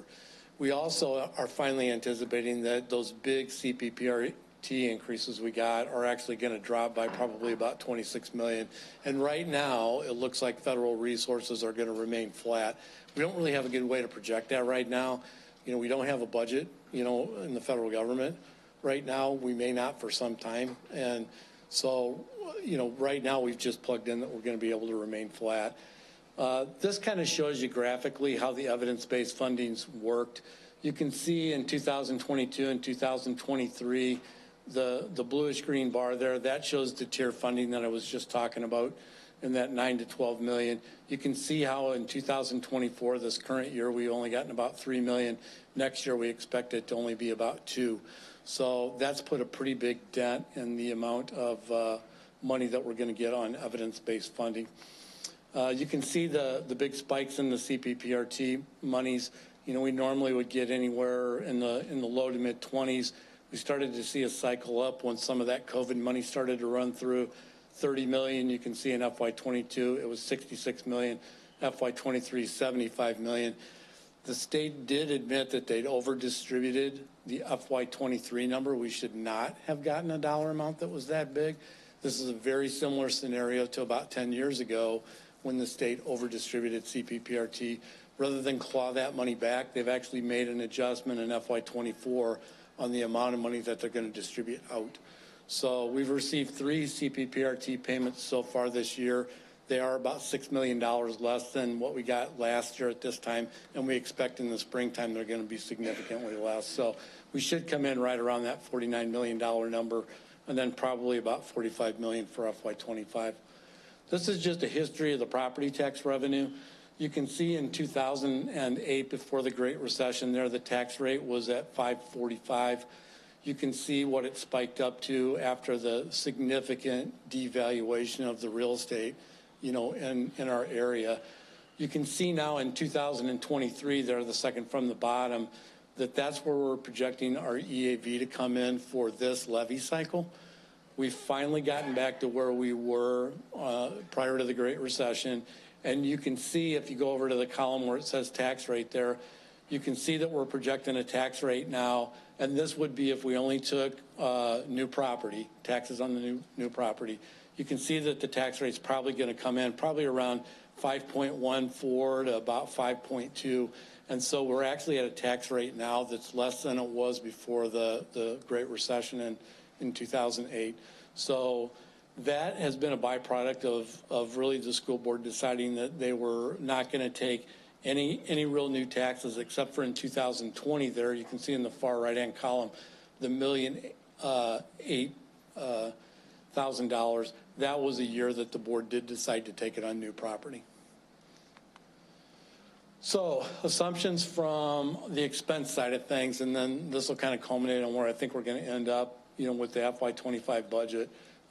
We are expecting wage increases from collective bargaining agreements to be anywhere between $10 to $12 million. We do have 2 contracts that are up this year that we'll be negotiating as well. We have non-bargain wage increases probably in the $1.75 to $2 million. And then we have a lot of uncertainty on transportation costs this year. We do outsource some of our transportation right now, mainly on the special education side and pre-K side. And those contracts are both up this year, and we're going to have to go out to bid on those. And we do not know where those are going to come in yet. Other assumptions, we've assumed now that inflation has really kind of come back down and at least stabilized a little bit. About 3.5 increase for, supplies and purchase services. We think the health claims are going to remain flat. We've had a pretty good experience there. And then we have added back in some previously funded ARP ESSER costs. So this is a list of items that were funded with the COVID money that we have at least built back into the budget at this time. Depending on how we're able to chip away at what we're projecting the deficit to be, we may have to look at pulling some of these back out too. But these are the things that we have included, right now. These are things that were paid for ARP ESSER, and we have not included those in the FY25 budget at this point. So, the big items there are obviously the extended day, the Article 42 that we're doing at the elementary buildings to get the extended time there. And then you can see, the other large items are, community partner contracts. Those have been the Live, Learn, Play contracts. And then we've spent a significant amount on professional development training the last couple of years too, and we have not included anything for that, in the next budget cycle. We do have some money for training, but not like we were doing. So just to kind of review those multi-year projections, and I know these are really small, this is the same sheet that we looked at last month that shows that FY25 projection of about a $10 million deficit right now. We will continue to chip away at that as we refine the projections, but that's kind of what we're staring at right now. This number has not moved since last time, but we've got a lot of work to do still on the budget process. We're just now kicking the real detailed part of the work off. And so that's it on that. So we'll take a minute here and we'll pull up the one sheet that looks at those scenarios. And then what we're going to need some guidance from you on is what do you want us to bring back for your final approval.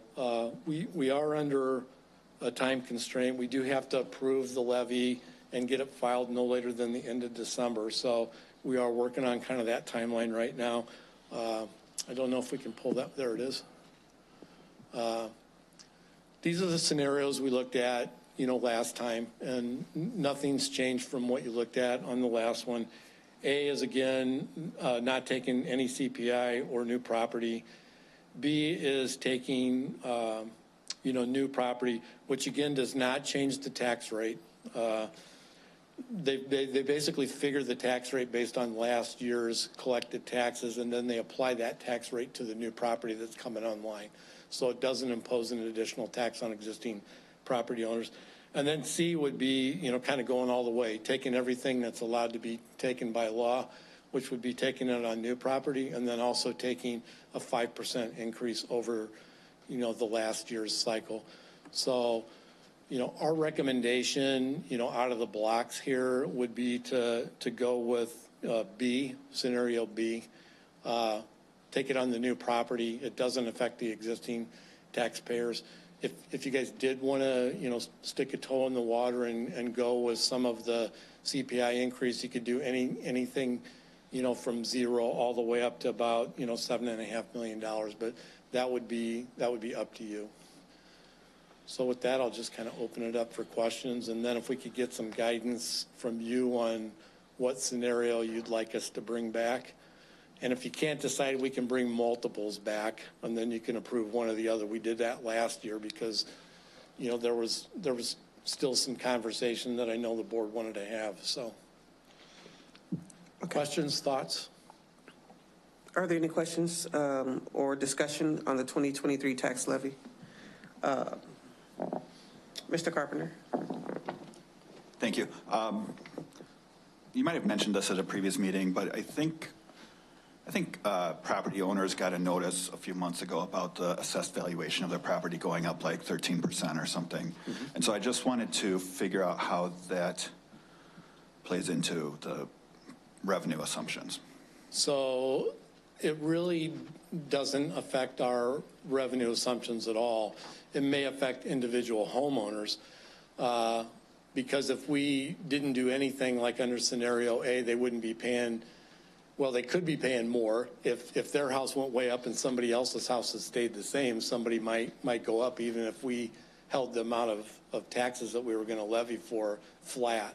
So it's really going to be an individual by individual property owner that's going to be impacted by whatever we do today. The assessment is really going to dictate, what they're going to end up paying for taxes. So if it went up 13% overall, it could mean that somebody went up 26% and somebody didn't go up at all for an average of 13% all the way across the district. So somebody's might actually go down when somebody's may go up significantly. I would also add that we're capped at 5% though. Correct. So it could increase 30% and we couldn't raise the levy by 30%. The max we can raise the levy is 5%, correct, Dr. Brown? Correct, yep. I guess if I could just follow up on that, I guess what I'm trying to figure out, if your house is worth $100,000 and you're paying, our tax rate is 5.14% and the equalized assessed valuation is $30,000, whatever. But that value goes up. Doesn't that mean that the district gets more money? Or? No, because our levy's fixed. So whatever you guys decide, like if we held it completely flat, we wouldn't get any more new money just because the equalized assessed value went up on a property. It just redistributes the tax burden among all the other property owners. So somebody's could go way up, but somebody else's has got to go down. Thank you. Yep. Mr. Schubert. I know we voted on a property tax rebate a few meetings ago. So when we're talking about new property, if we gave a rebate to new property or to new construction, how does that all fit in? Yeah, so that one works a little bit different. So that's actually a rebate versus like an abatement or something else. So those people, once they actually, completed construction of their house, they'd end up having to apply with the city to actually get a rebate of their taxes. And then we'd actually literally cut them a check back. And so we haven't factored any of that in here because right now, I don't think there's even been any permits pulled that would probably even be done before it would affect this budget cycle. So those would be on an individual by individual house basis that they could apply for those. Mrs. Stanford. So if we take new property, we get an additional revenue of $354,000. Correct. If we take CPI up to 5%, we can get an additional $7 million up to. Correct. Almost 7.5. I guess my question to you is, do we need that? I mean, is it imperative that we have that additional $7.5 million? I mean, we need to know that to know if, right, to make a good decision. Dr. Brown, I think I'll jump in on this one. We might have, you're going to get a different answer from me than you're going to. Right. So I think Dr. Brown and I are really conflicted on this issue. On the one hand, part of the reason we've seen nearly over $1 billion in growth in property values in our community, and we're not seeing, and we didn't see tax rates escalate catastrophically, which could ultimately lead to businesses and taxpayers leaving our community. We could have seen population decline. The fact that previous boards committed for over a decade to this strategy was a huge positive thing. It also led to other taxing bodies like the city of Rockford, which once again held its levy flat.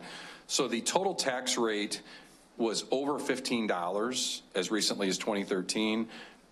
With these projections, we're going to be under $10. So while that may, to Dr. Brown's point, mean that an individual taxpayer pays less taxes because we're collecting the same amount of money, what it does mean is that the average taxpayer is paying on a house or a business that is much more valuable than it was 10 years ago. We've seen about a 33% increase in value. So that has been the positive outcome of the strategy. Back to the need question, Dr. Brown and I and the cabinet, I think, are committed to trying to really find as many of those dollars as we can to continue that downward trajectory and continuing to raise and strengthen property values in our community. The downside is that every year we wait, there is a cumulative effect of those dollars as well. Because of the tax cap, we can't say, oops, we really should have gotten money last year. We should probably go get $16 million next year. We still will be capped with whatever whatever we're allowed to do. So this is a year where we could get a fairly large sum of money. And once we choose not to do that, we can't go back and change our mind. And so that $157 million that we're collecting approximately would stay the same for another year. So what we're really asking the board is, we feel committed to moving forward with just new property and maximizing that relief and finding those efficiencies within our budget. We've had a lot of dollars that have flowed through the system, but we also know a lot of those dollars are one-time dollars. So we do truly want your guidance as a board on, at some point, if it's not this year, as soon as next year, we do think it's likely we're going to have to start considering taking additional dollars in the levy. That at some point, this is not a sustainable strategy for us. The part of why we've been able to do this is huge increases in federal funding, which has largely been one-time money. CPPRT, which Dr. Brown mentioned, which spiked, and then the state clawed a lot of that back. And then evidence-based funding, which has been huge for our district and much deserved, but because of that CPPRT one-year money funding, we're going to have a little delay in getting as much state funding. So this is a truly nuanced thing. So our recommendation is, as Dr. Brown said, collecting the flat dollar amount, but we do want the board's input on that strategy moving forward, because we do believe that we are running out of years where we can continue this strategy, and we're certainly open to your guidance as a board of when we do start raising those dollars. I want to turn it over to Dr. Brown, because I wanted to give sort of the nuance side of it. Dr. Brown, purely on the financial side, what is your recommendation? Yeah, I think we're comfortable with B, for this year, but I really truly believe this is probably the last year we're going to be able to do that. I don't think it's going to be sustainable for us. I mean, we're coming to the point now where, we're going to have to do something, in the future. So, Ms. Haley. So as we're looking at these different scenarios, my first question is, if we considered C, we don't have to go all the way to the 5%. We could consider something between 1 and 0 and 5%. Yes. Okay, so that's the scenarios you were referring to. Yep. That's kind of the other scenario. If you wanted to do something other than these three, you just can't go higher than C. Sure. So I guess the other thing that we kind of need to look at, I know that a lot of the funds that we were getting were going toward our equity initiative and to, specific schools to support those programs. That will go away once these dollars are gone, right? When we're... No. So the things that are going away were, some of the things that I put on that sheet, were ones that, we're probably not going to be able to do anymore, but those don't really affect the equity work that we've been doing. We've got that in the regular budget. That's okay. Built in. Yeah. Okay, that's my question. Thank you. Madam President. Yes, thank you. So I guess my concern, first of all, in terms of some directives from the board, I think we should have multiple scenarios. Okay. That you bring back. So to what Ms. Haley was referring to, the one-time funds that the ARPASR, so that is a money that I think she's referring to that's going away outside of the equity initiative. The programs that was funded to support our students, much of that money will be going away. Yeah, if you're looking at the Live, Learn, Play, that we do not have a way to sustain that past this summer. Okay, so the increase wouldn't help that either? It might. It might? Yeah, I mean, if you guys wanted to target it for that, then, So do we have a designated grant writer for our district? Well, we do. We have it in our I&I department.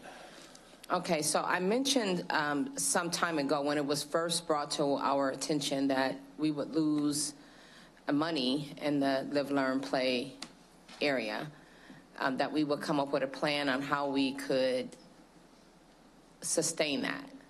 And I guess, have there been any discussion on seeking grants to help support that, and have any grant writing began to support the Live, Learn, Play? Yeah, so no grant writing has begun. There have been discussions about strategies on how to reposition Title I money to do some of that work. And as you guys know from previous budget discussions, you know, that money flows directly through to the buildings. And so, you know, they would have discretion to be able to continue some of that programming. You know, especially like highly successful ones, they could do that with Title I funds, because all those activities were additional activities. They don't supplant anything that we're doing in the buildings right now. Those were for extending the school day and things like that. So we do know that Title I money could be used to support those programs. So what concerns me with the Title I funding, I understand that the schools have, you know, discretion on how to use that. I also know that there are some, or it has been explained that there are some guidelines attached to the Title I funding. So we really don't have a for sure plan on how we can sustain some of the programs that we've had, although we knew that that money was going to expire. I'm trying to understand, why didn't we take the approach? Because the Title I funding, let me go back. So the programs that were in schools, of course we had the money, so there was a yes to bring, you know, to utilize that in the schools. So if school administrators have to choose based on the Title I funding stipulations, where is the hope that the support will be able to maintain? I guess it's a little disappointing that we knew the money was going to go away and we didn't get started on a grant of some sort to help support that. Well, and I do want to make a distinction, Board President Pearson, between the levy conversation and the budget process. So we are very, very committed to evaluating the performance of all. Remember, we right now are still in the process of evaluating the performance of our Live, Learn, Play partners. And Ms. Kirschman is going to be bringing that forward, I believe, in a month or two. So first step is going to be to analyze what programs are impacting our students positively. And then once we have that information, we'll have a dollar amount that is much more precise that we will then bake into the budgeting process. And I can assure you that if programs are showing demonstrated success in our schools, we will find a way through our budgeting process to prioritize those. So I do want to be clear that when we are talking about the levy, this is the very first step of determining what our revenue choice should be as a district and how that impacts our local taxpayers. Right. But we have a 6 to 8 month process coming up where school by school, department by department, we are going to look at what works and what isn't working as well as we'd like, and we are going to add and subtract and make all kinds of decisions, and we're going to share that with the board piece by piece. So you will see department by department, school by school, what our plan is. So I do want to be clear that that conversation about that 2.5 million being out doesn't mean all of those are going to be gone, but we will definitely be very, very precise in determining which programs we bring back and don't. I can assure you, if a program has not demonstrated good data to help improve students in the 2 to 3 years they've had, that program will not be coming back. Right. But if programs have a demonstrated track record of success, we have every assurance of the board that we will find ways to bring those back. But that will be a case-by-case decision, sometimes made with building level funds, sometimes made with district level funds, but always with students in mind, and ultimately board approval as you see that that budget process unfold. So much more to come on that front, to be clear. Yeah, we have not even done the detailed meetings with the principals yet. Those don't happen until February. So, and we are sitting down with the principals in February to actually literally go through their budgets, There will be people there from the special education department, from the finance department, from the bilingual department, from the grants department. We literally sit around the table and work through those budget templates to help them craft their budgets. The things that you saw are things that we did plug in, were things that we knew were working and things that we knew we could plug into the budget. It doesn't mean that other stuff isn't going to get added and moved around between now and then. So this is the initial stab at it, but we needed to give you some information to know that some of the stuff was stuff that was working and we were going to be plugging it in. You know, it was one-time money. We tried some things. They worked really well. We're plugging them into the budget now. And the other things were just to be determined. We don't have them in there right now. Thank you for clarifying that. Yes, I understand that this is about the levy, but the other subject came up, which got my attention. And so I thought it would, since we were on the subject matter, to address it, because what I don't want, and I'm going to say this while we're on the subject matter, because it is a concern of mine, and I understand that this is just the beginning stage. I just don't want it to, and I'm, with all due respect, when I look at time frame, and this is generally speaking, aside of, in addition to, or however you want to look at it, when we look at time frames and expectations of outcomes that have come in, or the programs that have come in, I understand it makes sense, as it makes sense when we spend lots of time on curriculum that may not be beneficial to our students. So just generally speaking, it is a sensitive subject and a concern in making sure that those needs are met. So carry on. I appreciate what you shared so far. Sure. Ms. Bennett. Just to follow up to what Dr. Jarrett said, so Ms. Stanford and I, for internal, external, we rearranged the calendar specifically so in the month of December, Maureen Kirschman would be presenting, so that way when principals start looking at their budget in January and have the meetings in February, there would be accurate information so they would know, one, what all programming went into their buildings. Maybe there's some that were after school that, you know, all the information that they would have based on budgeting. So we're trying to get ahead of it like you specifically are asking. So yeah, maybe that's what Earl was standing up to say, but. Yeah, just some examples. Yeah, some examples of some that are doing good. Yes. Yeah. Got it. Yes. Okay. Thank you very much. Mrs. Stanford. So I have just one more question. Do we need to vote on this at the November 28th meeting? I would like that. We have one more shot at it, but that's going to be cutting it really close. Okay. So if you bring I mean, we have these three scenarios here right now. If you bring several more back, how are we going to? Well, that's what I really need. I need you to tell me what you want me to bring back. You know, do you want, can we eliminate any of the ones that are up there? Let's do that. Well, I would certainly go with B. Okay. So that could be one we bring. Eliminate or continue? Either. I mean, which one do you think?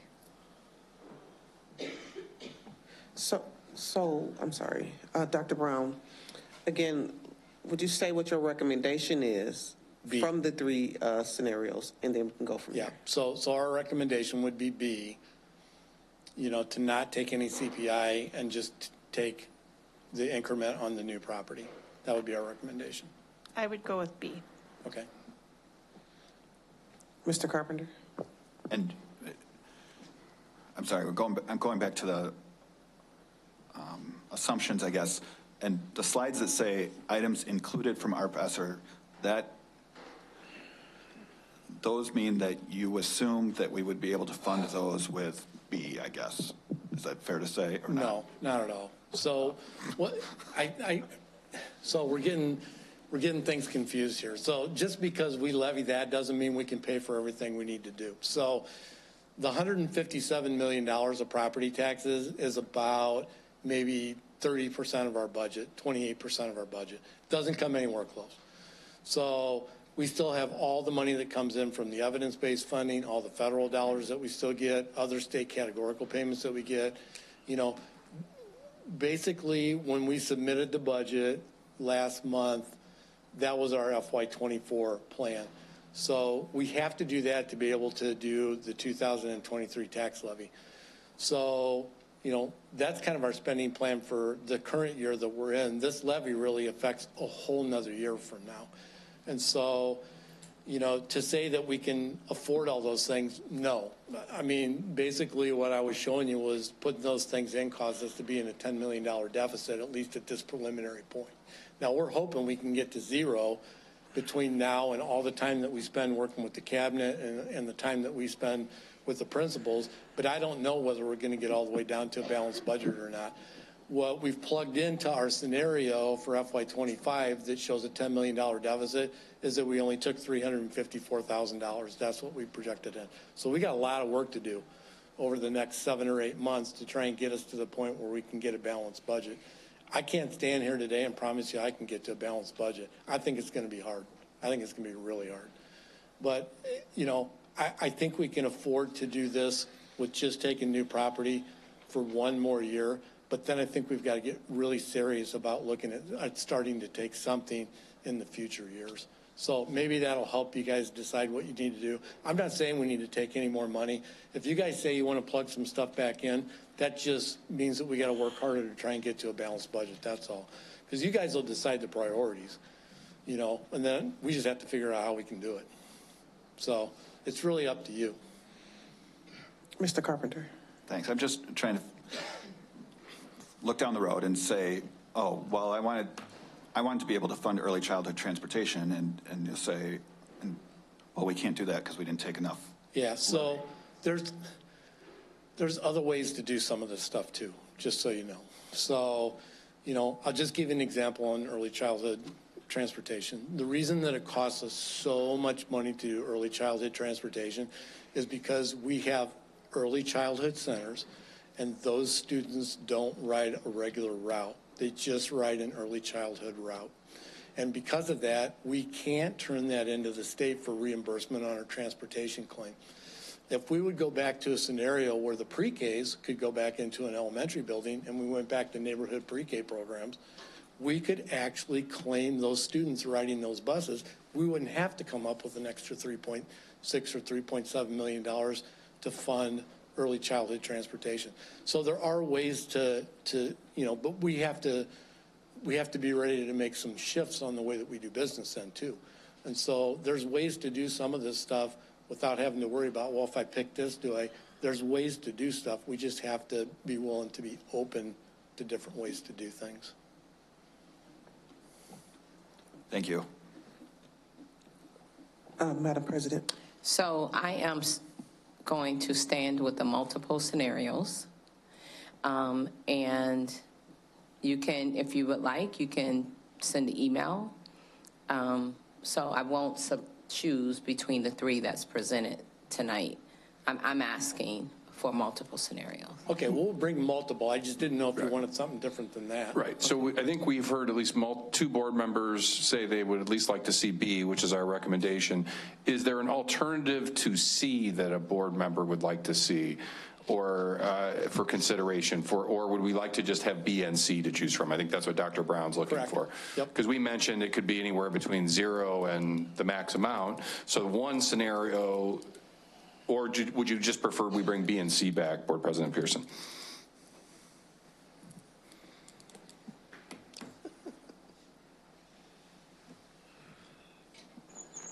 I like how we did last year. Okay. Thank you. Mr. Carpenter. Can you explain what that was? The multiple scenarios. Okay. Because this is what concerns me. Sometimes we are presented with information, we make a decision, and down the road, I may get a phone call or a statement is made, well, I wasn't aware of A, B, or C. So I'm asking for multiple scenarios. Thank you. So maybe we could have B and then a 2.5% Okay. CPI and then a 5. Done. I mean, Okay. That's what we'll bring. So we'll give you 3 scenarios. 0, new property only, 2.5%, 5%, and the board can choose that evening. Okay. Any other questions or discussions? Okay, so the 2023 tentative tax levy will be brought to the board for approval at the November 28th board meeting for approval, and the final 2023 tax levy will be brought to the December 19th board meeting for approval. Thank you, Dr. Brown. Item B is the grant acceptance, Green Our Planet. Green Our Planet is a year-long STEM program that will train student-based staff on how to develop and maintain a sustainable garden to support the IB program 6 transdisciplinary themes. Students will help maintain the garden and will use it as a hands-on time to engage in inquiry cycles. Principal Brenner shared this grant opportunity in the weekly principal headlines to bring awareness to other schools that may be interested. The grant application can be found on the Green Our Planet website. Are there any questions for the grant acceptance Green Our Planet? Seeing none, we will move to item C, the School Maintenance Project Grant SMPG application. The School Maintenance Project Grant, SMPG, is a dollar-for-dollar state matching program that awards up to $50,000 to grantees exclusively for the maintenance and upkeep of buildings and structures for educational purposes. If awarded, the district will use these funds to construct an accessible path from Door J at Bayer Early Childhood Center to the playground located the northwest of the school. Are there any questions on the School Maintenance Project grant application? Seeing none, we will move to item D, City of Rockford Mentor Agreement. Next is an agreement between the Rockford Public Schools and the City of Rockford for a mentoring program. The Rockford Police will provide a mentor at Auburn and East High Schools. The mentor's primary duty is to work with principals to identify students at serious risk of becoming court-involved and intervene. Goals would include increasing attendance, decreasing behavioral incidents, and increasing the academic performance of the students in the program. Dr. Gallagher and Jason Barthel are available to answer any questions regarding the City of Rockford Mentor Agreement. And Dr. Jared. Yeah, if I may, what we're really looking for this evening is just any themes or information the board wants to gather prior to bringing this back on the 28th. So we're just looking for, are there 3 or 4 key questions that would guide? I know we're going to have some board members having some conversations, including Board President Pearson is going to be reaching out. And so any guidance you can provide on unanswered questions or concerns, we would really like to collect those pieces of information if we could, so that we could ensure that we have any questions answered and addressed prior to a final discussion on the 28th. Okay. Ms. Haley. Yeah, I think this was answered before, but I just want to know who would be involved in hiring these individuals.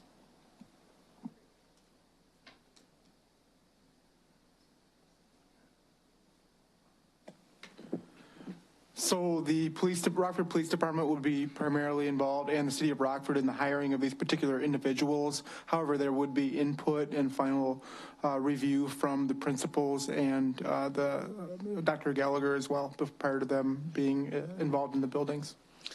So the principals won't have an opportunity to see all the candidates that might be available, only the ones that the police department chose? So these positions are, because they are City of Rockford employees, that would go through that process prior to the principals seeing the applicants. That makes sense. Thank you. Any other questions? Mr. Carpenter. Thank you. I had emailed some questions a couple weeks ago that I don't have answers to, I guess. So I don't know if do you want me to go through all those, or can we follow up with the email, or? So we've gathered a number of those, Mr. Carpenter, and got a lot of those questions put together. And I think a follow-up meeting that is going to happen with Chief Red and President Pearson and others would answer some of those that haven't got quite answered yet. If there are particular ones that we want to have to bring forward, in addition to those, we're happy to gather all that information and provide it all at once. Okay, thanks. And who, can I ask who's involved in that meeting? I requested to meet with both the mayor and Chief Red. So if you want to forward that to me, I would appreciate it. So make sure that your questions are answered. But just for public knowledge sake, what were your questions? Go ahead and express those for the sake of the public. Oh, sure, thanks.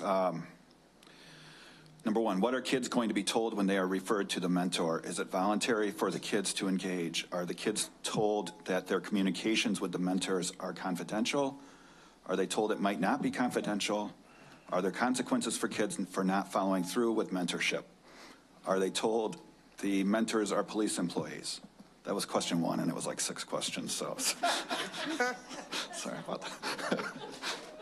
Number two, why are we contracting with an agency that doesn't specialize in mentorship for youth? Number three, are the mentors or their supervisors or anyone at Rockford Police Department or the City of Rockford going to have access to panorama information? And then I put, after I wrote this, I saw in the agreement that they have access to panorama with parental consent. And so then I wondered what limits there are on who that information could be shared with. What are parents told about the mentorship program? And I believe that the idea for this program came from the city not being able to provide the resource officers that were originally contracted for. And so my question is, how does this address that problem? It doesn't address the problem to me, or yeah, how does it address that problem? Number 6, are there people in mind for those positions, and who are they? And number 7, why did we choose high schools versus middle schools? Because in my experience in juvenile court, in the criminal justice system, I've heard police officials say many times that we need to divert kids from going down the wrong path in middle school, and by the time they're 14 or so, that it's too late, or that they've already made that decision. So those are my questions. Thank you. Thank you, Mr. Carpenter, for sharing that. I think that it is worth noting that it is a concern with the general public and how this may all play out. So it's worth having a conversation, something that we're going to be voting on. That's all I say on that right now. The governance, I'll elaborate a little more. Ms. Bennett. I also had a lot of questions that I emailed that I didn't receive responses on. So do you want me to say my questions out loud? Yes, too? I do. Thank you. Okay, I did my questions based on the attachments that we had. So for the school and community relations mentor, I think it's the job description technically. One of my overarching questions or themes, which is also something that Mr. Carpenter brought up, is kind of the consent. So how the consents work for youth to be involved in addition to what releases. So in the document it says, relaying information to appropriate officials, communicating with probation or parole officers, non-for-profits, and community-wide organizations. So what releases would individuals have, for example, to release information to probation or parole officers?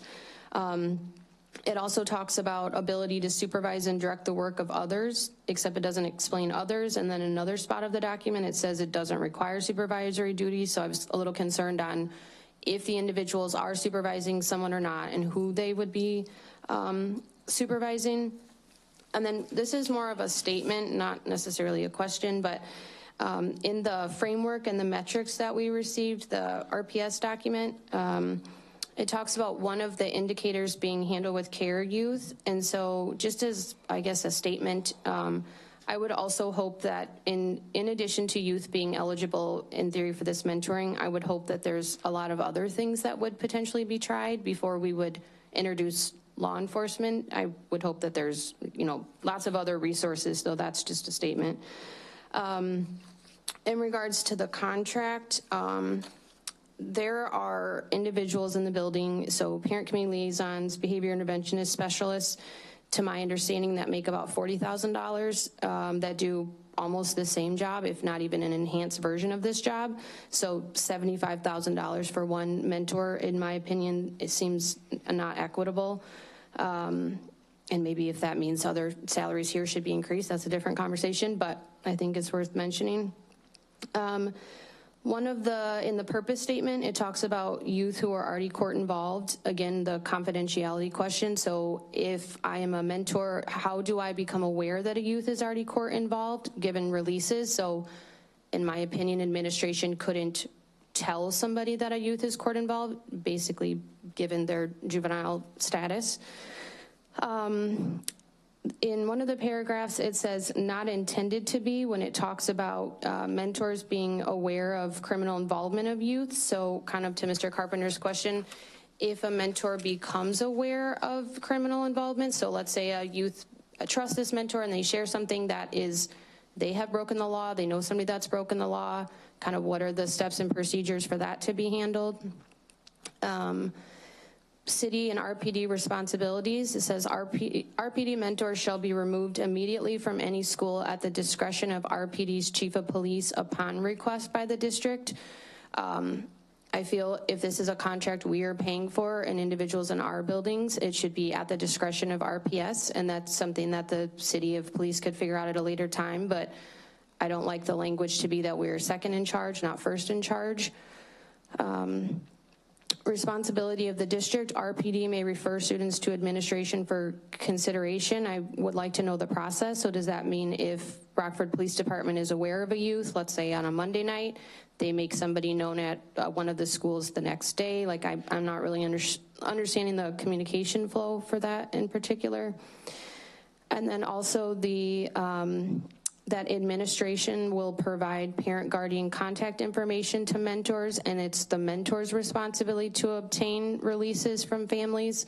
I feel like if school has a relationship with youth, they should be the ones providing consents and contacting the mentors. Also, I feel uncomfortable about mentors having access to all of Panorama. I don't feel many of our partners inside the schools just have open access to Panorama, so not really sure why this contract would be. Lastly, almost all of our high school students, I think, are over the age of 12. So would youth have to sign a release to even interact with this individual in addition to their parents?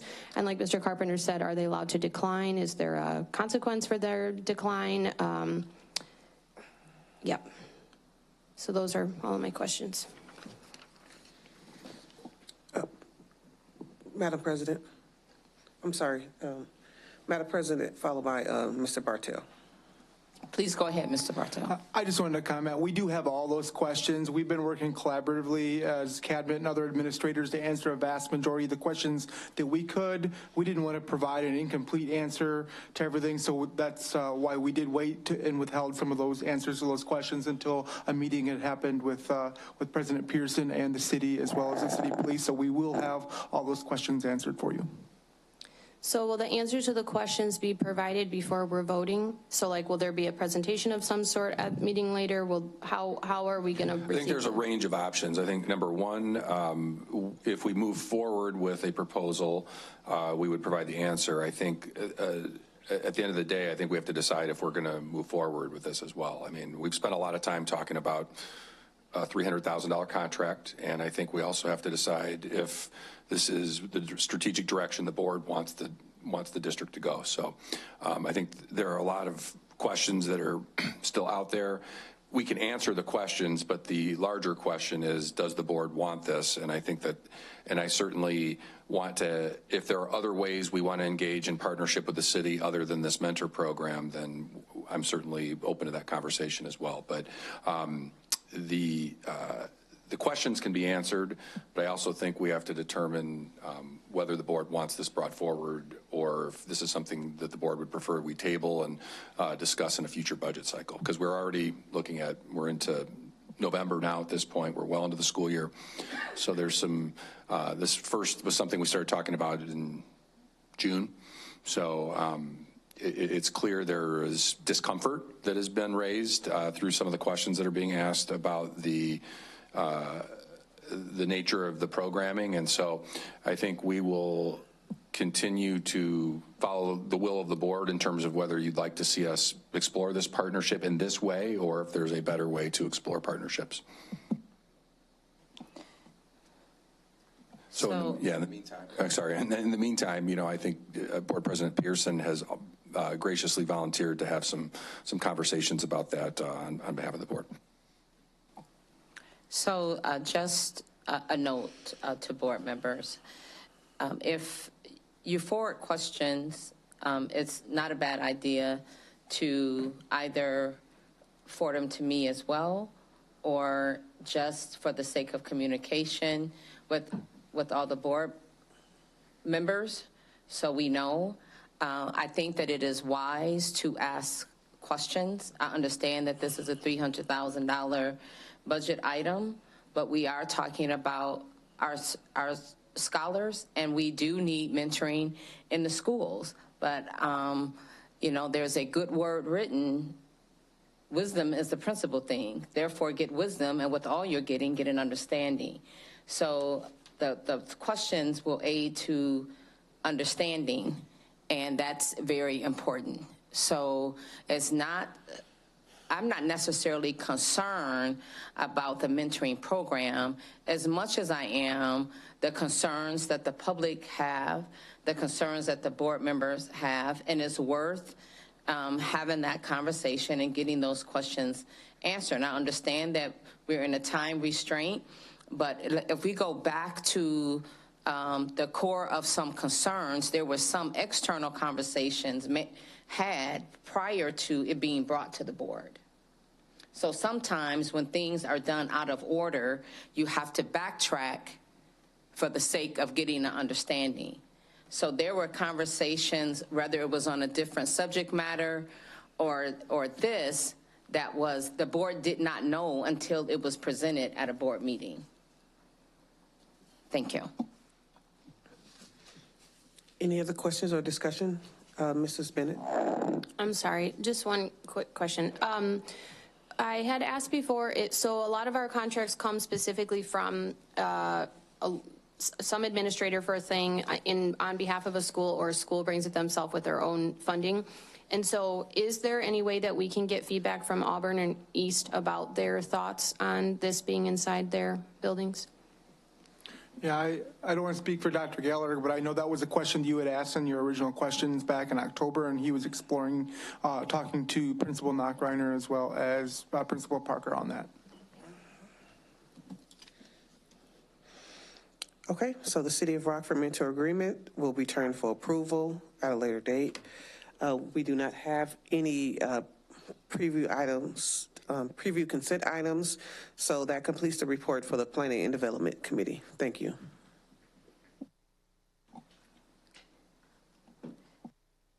Thank you, Ms. McCall. I appreciate.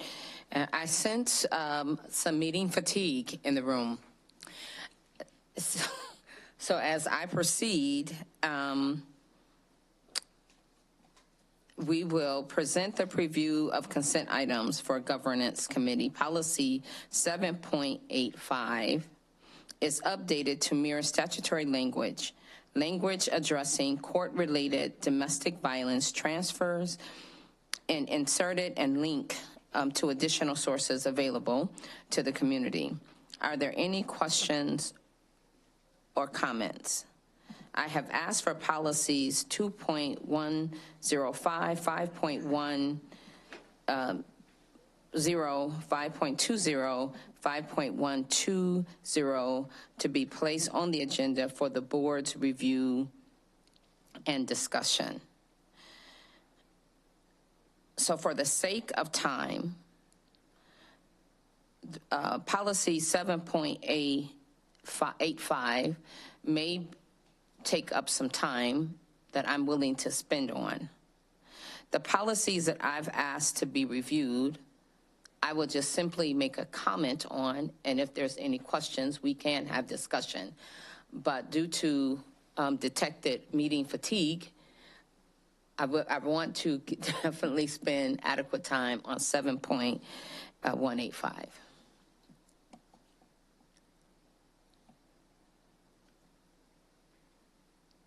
Are there any questions on the governance consent items? Board President Pearson, I did offer to the board in my superintendent update some specific information as it pertains to board policy 7.185. And we do have Mrs. Lawrence here would be prepared to give just a high level overview if the board would like that, to talk about sort of where we have been, where we are, and where we plan to go to improve student access and knowledge on this very important topic as policy implications have increased. So we can certainly let that written report stand and wait for board commentary, or Mrs. Lawrence is available to share some of the highlights from what she put into the weekly update, whatever the board's pleasure would be. We're going to move forward with all the details needed for 7.185.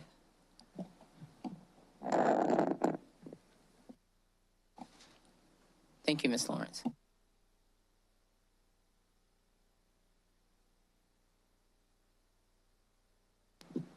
So in the weekly update this last Friday, I explained where we are, where we're going, and where we'd like to be.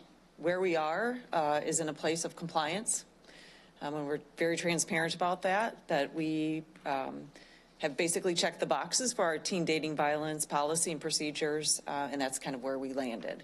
At the beginning of the school year, where we are, the beginning of the school year, Dr. Gallagher and his schools team and I teamed together, my department teamed together for one of the all principal meetings, and we did some work with them regarding some of the other safety, teen dating violence, as well as some of the other safety issues within our schools, to kind of get a pulse of where we were at, what policies or procedures we needed to add to, put into place, and what guidance we needed to provide to the schools. We were not surprised with the all over answers that we got on many of the topics. And then where we're going is trying to pull some teams together. Heidi Detman's team with the MTSS, Dr. Gallagher schools team, and then my team with the school psych social workers and the discipline side of things to work together to build some guidance, policy procedures for all staff, as well as professional learning for students, families, and our staff members. That's kind of a high-level overview, and I'm available. Any questions you might have? Does board members have any questions for Ms. Lawrence? Okay. Thank you very much. Ms. Bennett, I'm sorry. I didn't have any questions. I just had some statements whenever you're. Please do. Okay, so I know I asked about this in June, so I'm very excited that we get to talk about it today. It's a very exciting, riveting topic, but very necessary. So I think part of this discussion is important, that I'm just going to preface it by saying that as a social worker, I've had lots of different positions that I have held, and all of which have involved youth. So I have worked at the local domestic violence shelter. I have counseled children who've been sexually abused, physically abused. I've worked inside our schools. And so the questioning that I'm bringing up, the comments I'm going to make are really rooted in wanting our buildings to be safe and wanting our youth to show up in spaces where they are believed, where they are loved, they are just informed. So our policy, I appreciate, Jen, you being really transparent. Currently, it really is checking off boxes, and some of them, when I dug deeper, they don't actually even check off the boxes in theory that they're destined to do. So I think some of the miscommunication or misunderstanding within the district, I think there's lots of ways that we can solve that. But 42% of the violent crime we have in our city is rooted in domestic violence, all of which does not start at the age of 18. And so we need to equip our students. We are an educational institution. we need to equip them with the tools that they need to know when something is happening that is not correct, and also what to do about it. A lot of youth are not going to tell staff. They're going to tell peers, and peers are going to tell staff, and they need to know what to do. And so it says to establish procedures of prevention, identification, investigation. There's so much that goes into this that is more than just a one-page policy. And I love the idea of teams getting together, but I really think that we, just based on the misunderstanding that I think exists on what teen dating violence is or isn't. So a recent presentation to principals included a slide that said teen dating violence / Aaron's Law / FACE Law. And 3 entirely different experiences for youth, entirely different responses, so many different community members who would need to be brought in on these specific instances. And so I think bringing in our community partners, so I have talked to the Carrie Lynn Children's Center, I've talked to Remedies, I've talked to Rockford Sexual Assault Counseling, I've talked to Mayor's Office in Domestic and Community Violence Prevention, all of which for free are willing to help us. And I think we have a lot of experts that exist in this institution, but there's also a lot of them in our community that we have to rely on. So we can't just put together teams of our people. I think we have to include the community and people that this is their profession, this is their expertise. And I also think we have to include our students. So in whatever way we can do that moving forward, that would be my suggestion and my recommendation. I also really want to, all of the language about bullying has to be removed from this teen dating violence policy. Teen dating violence is rooted in power and control. It is not anything to do with bullying. It is not anywhere in the same vein. Could both experiences happen to somebody? Absolutely. But I think this policy just needs to maybe just start all the way over and begin again. So my request is, 1, to have it removed from vote later this month. I think there's a lot of work that has to go into this policy, and I don't think it's appropriate for us to vote on a policy that says different procedures to be established. We don't even know what those would be.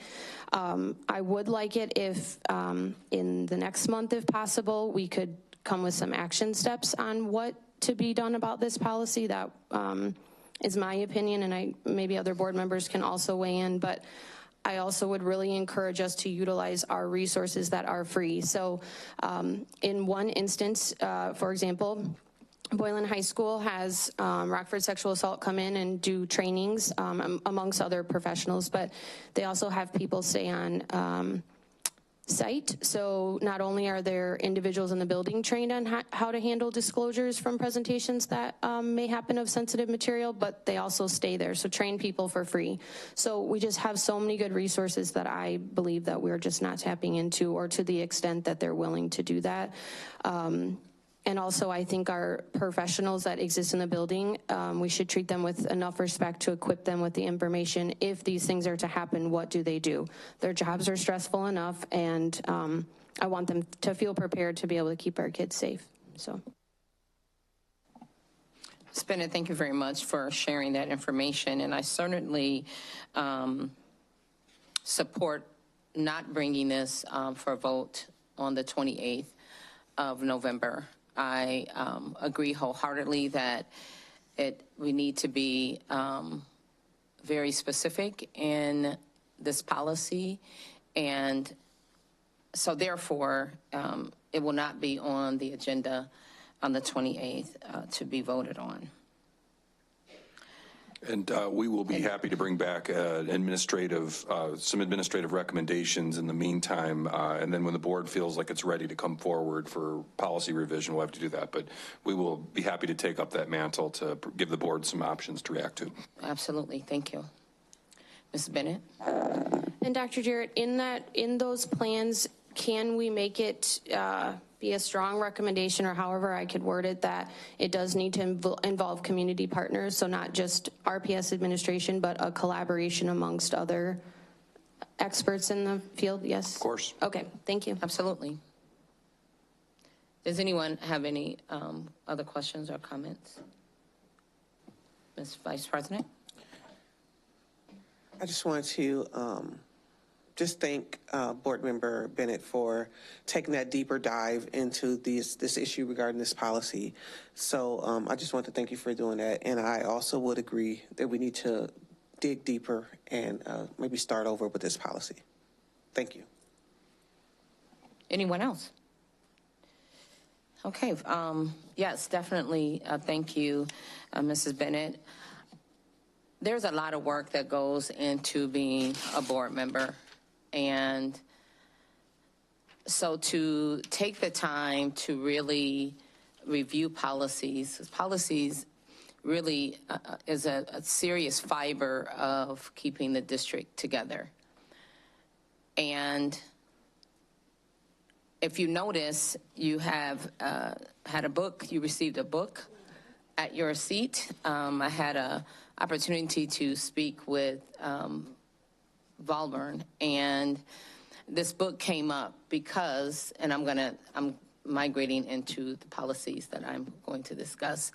So we often refer to the experts in our district, not to say that we don't have any, because we do have experts in our district. But in saying that, we have a tendency to shy away from topics because we're not quote unquote experts. And so this book you may or may not read cover to cover, but it is a good point of reference as much as I encourage it. When I, as a new board member, the word governance was used in a different way. And being a new board member, it made sense in one sense, but there were many unanswered questions in another. And so having different resources to look at, because at the end of the day, we have to figure out how we're going to address issues and areas of opportunity while we simultaneously work together for the greater good of our scholars, right? So governance plays a very big part and is good. I saw Ms. Stanford already engaged in the book. So it's just good to have knowledge and information as we work with the superintendent of the district so we can get the outcomes that we need. Now, the policies that I had requested to be reviewed, of course, is listed. I encourage, dealing with policies is very time-consuming, and you want to just trust what's in the policies. But we should be annually, of course, reviewing policies. I have had a conversation with Attorney Holtley in regards to review of policies and taking a closer look. I had just a few of these pulled. And I won't touch on all of them because I'm going to keep my word, but I will make a statement.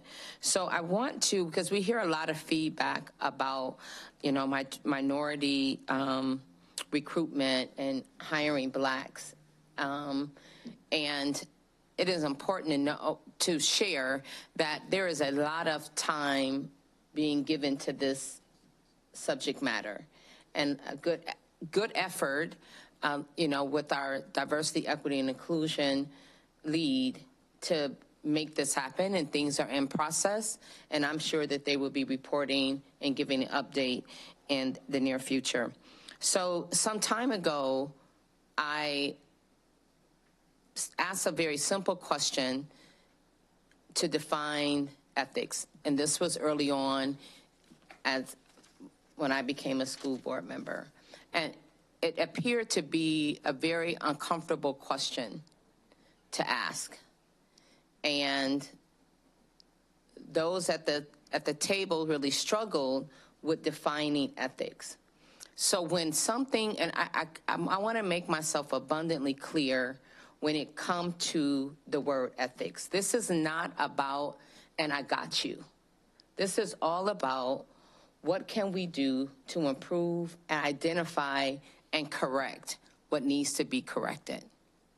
So we will spend time on policy, and I make reference, and sometimes we have to have uncomfortable conversations about whether it is hiring, practicing, interviewing, what that looks like, how we are preparing employees to promote within the organization.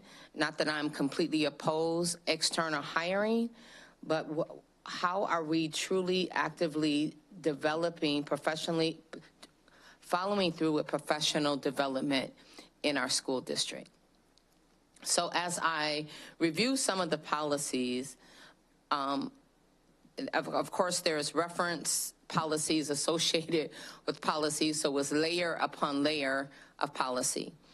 But some of the wording, for an example, the superintendent's designee, we really need to be more specific on what that looked like, who that is, and whether it is however it is defined, but it needs to be more specific because it just seemed like I'll deal with it when I get to it kind of thing. So we want to be, more specific on that. When it comes to ethics, and this is something that I ask the superintendent to support the request of board information that the board members, whether it's email, to really make sure that a response is given, whether it is we're still working on this, or there's no update yet, whatever it is. But for the sake of communication, we need that response. Now, if I received a response on the suspension rate or areas of opportunity and how we gauge the need for the mentors, should the board support for East and Auburn, I apologize if I overlooked it, but I was looking for specific information on how we defined that this is where the greatest need for the mentors to be. There's other questions I'll say for the Mayor and Chief Red on tomorrow. So in dealing with our policies, if one policy was like check the box, then there's other policies that had that same approach. All I'm asking is that we take a look at policies, update the policies if needed, be more specific. One of the, for an example,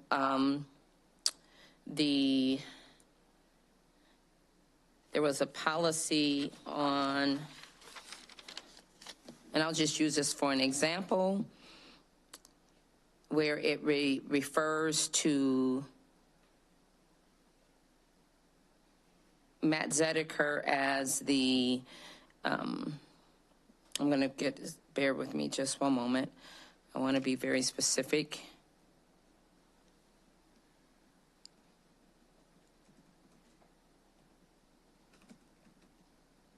I won't give a follow-up on that, but it refers to the human resource officer.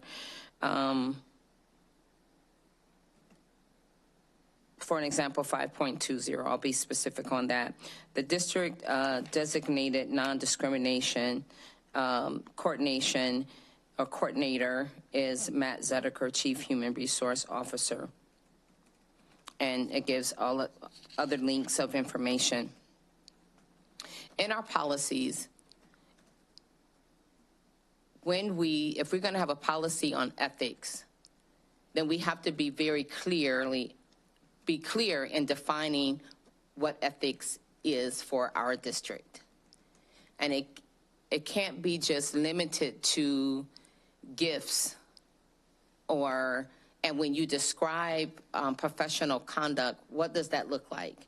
When we look at our hiring practice, and I've shared this before, when we use task as a part of our interviewing process, if we know information ahead of time, and we know, for an example, it is not equitable, or there's a question of ethics, don't proceed with it. Have a conversation with the school superintendent so he is fully aware of what that looks like. Because it sends a message, if it happened once, it happened before. It happened for the last 5 years, 10 years, 15 or 20. So it became a learned behavior. I'm addressing this because we want to move away from just checking the box. And when it's shared with me that there's no consequences given because there was no policy violated, that sent a very strong message. So I'm asking board members to review the policies where it relates to human resource, hiring, ethics, because there is a layer upon layer of references, and no one board member can take on that task. Are there any questions or comments regarding board policy? Thank you.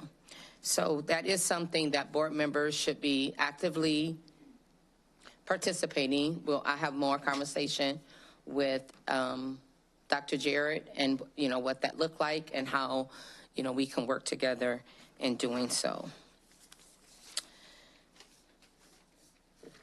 So just to recap, board policy 7.185 will not return at the November 28th meeting for a vote. So preview of consent items. Oh, I'm sorry.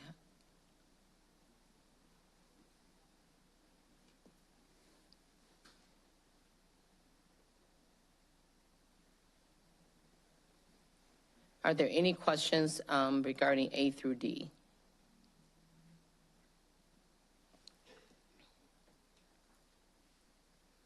The memorandum understanding EOPA, e-learning plan, freedom information log.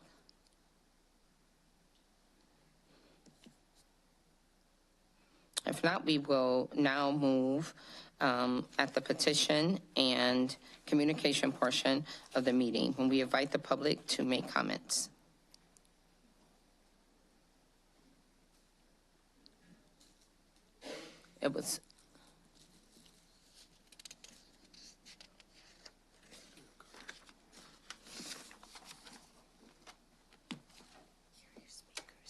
Thank you very much. My oversight. Thank you for your patience.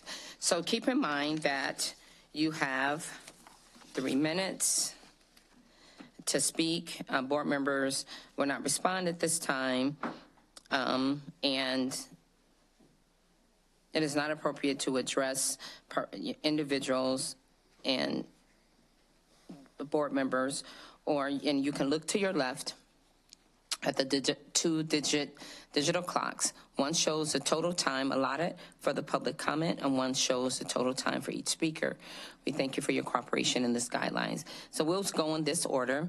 Ms. Megan, and I apologize if I mispronounce your name, Brechan or Brechan, Erica Potter, and Stephanie Rodriguez.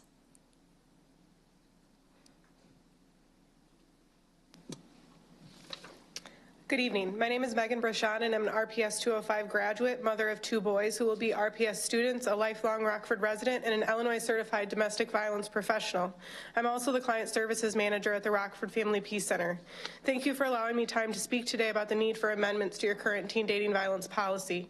For the past 6 years, I've been invited to present the Mayor's Office on Domestic and Community Violence Prevention's Educators Summit as a local expert on domestic violence.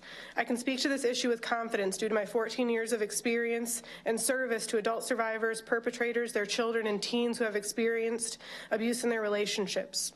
I've worked in a domestic violence shelter, ran a safe child exchange and supervised visitation center, and now help ensure quality services are offered to survivors in the state of Illinois' first Family Justice Center.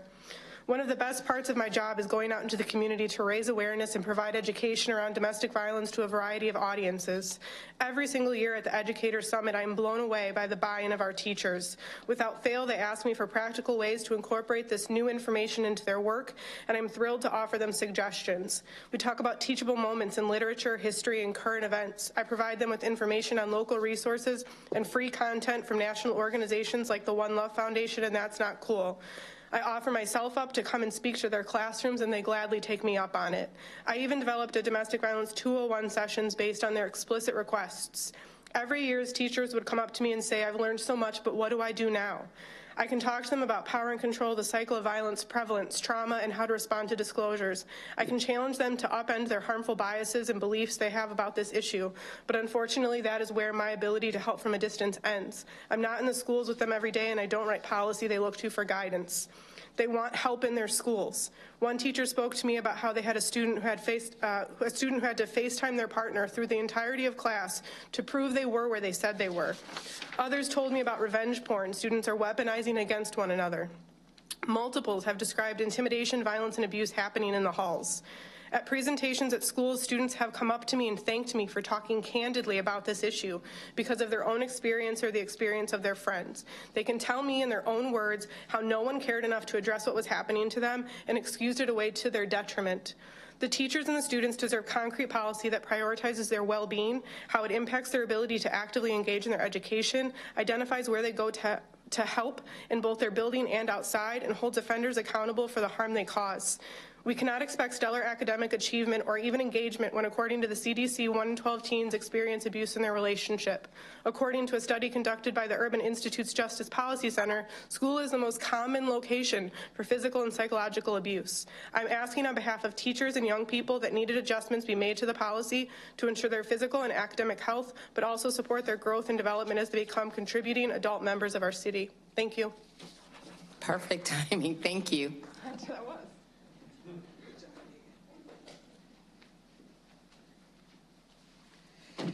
Good evening. My name is Erica Potter, and survivors deserve to be more than a checkbox.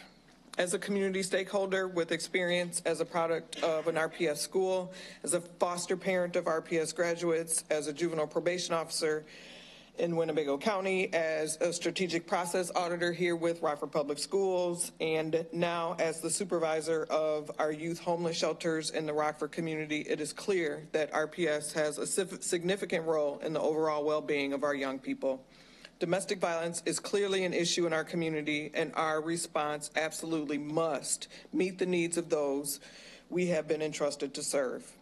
We have to be intentional as a community about how we serve our survivors of domestic violence. We have to be intentional as a community about how we treat our survivors of domestic violence. And we have to be intentional as a community about how we respond to our survivors of domestic violence. Being intentional starts with acknowledging that we have work to do.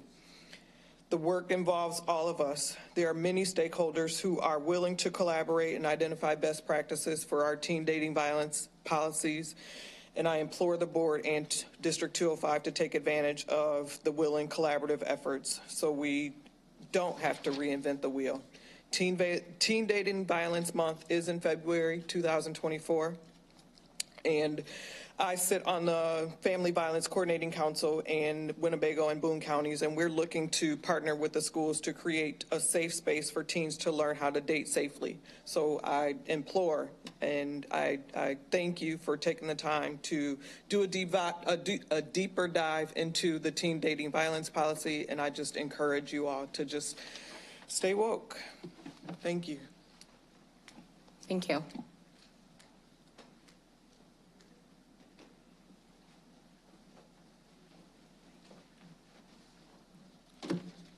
Good evening. My name is Stephanie Rodriguez, and I'm a legal advocate at the Family Peace Center. I'm here tonight on behalf of one of our frontline crisis navigators, Dominique Shahama, who was unable to be here tonight to provide her remarks regarding amendments to the teen dating violence policy. In my previous work, I helped survivors of all ages file orders of protection. In this role as legal advocate, I got insight into how domestic violence affects all parts of our community. Today, I want to voice support of amending the teen dating violence policy. As a legal advocate, I filed orders of protection for children as young as 13 years old. Unfortunately, the power and control tactics are very similar to those of adult aggressors. High school boyfriends who demand to have access to their girlfriend's login for Instagram and Twitter, dictate which friends they can talk to, demean them by commenting on their weight and body, and use physical violence. It broke my heart to see how normalized this behavior was for the teens I helped. Many appeared emotionally desensitized to the abuse they were enduring daily or downplayed their experience. It is also important to note the vulnerability of youth who face housing insecurity. I worked with a number of teen survivors whose abusive partners lived with the survivor's family, and breaking up with that person meant their partner would be homeless. In other cases, teens came from an unsafe household, and their abusive partner would take advantage of the survivor's home life. Abusers use abuse because it works. Adults struggle with how to leave an abusive relationship, so we can imagine how difficult that would be for a younger person. The reality is that we have young people who are experiencing abuse, and they don't know what to do or how to ask for help. It is my belief as a direct service provider that having an effective, intentional, and thorough policy in place will help not only students, but also educators feel prepared. Students need to know that if they disclose this sensitive information, they will be heard and that something will be done. Domestic violence is not an adult issue, and we should not treat it as such. Thank you. Thank you very much. I want to thank the community members that came out on this evening and for being so patient and staying the course for the entire meeting.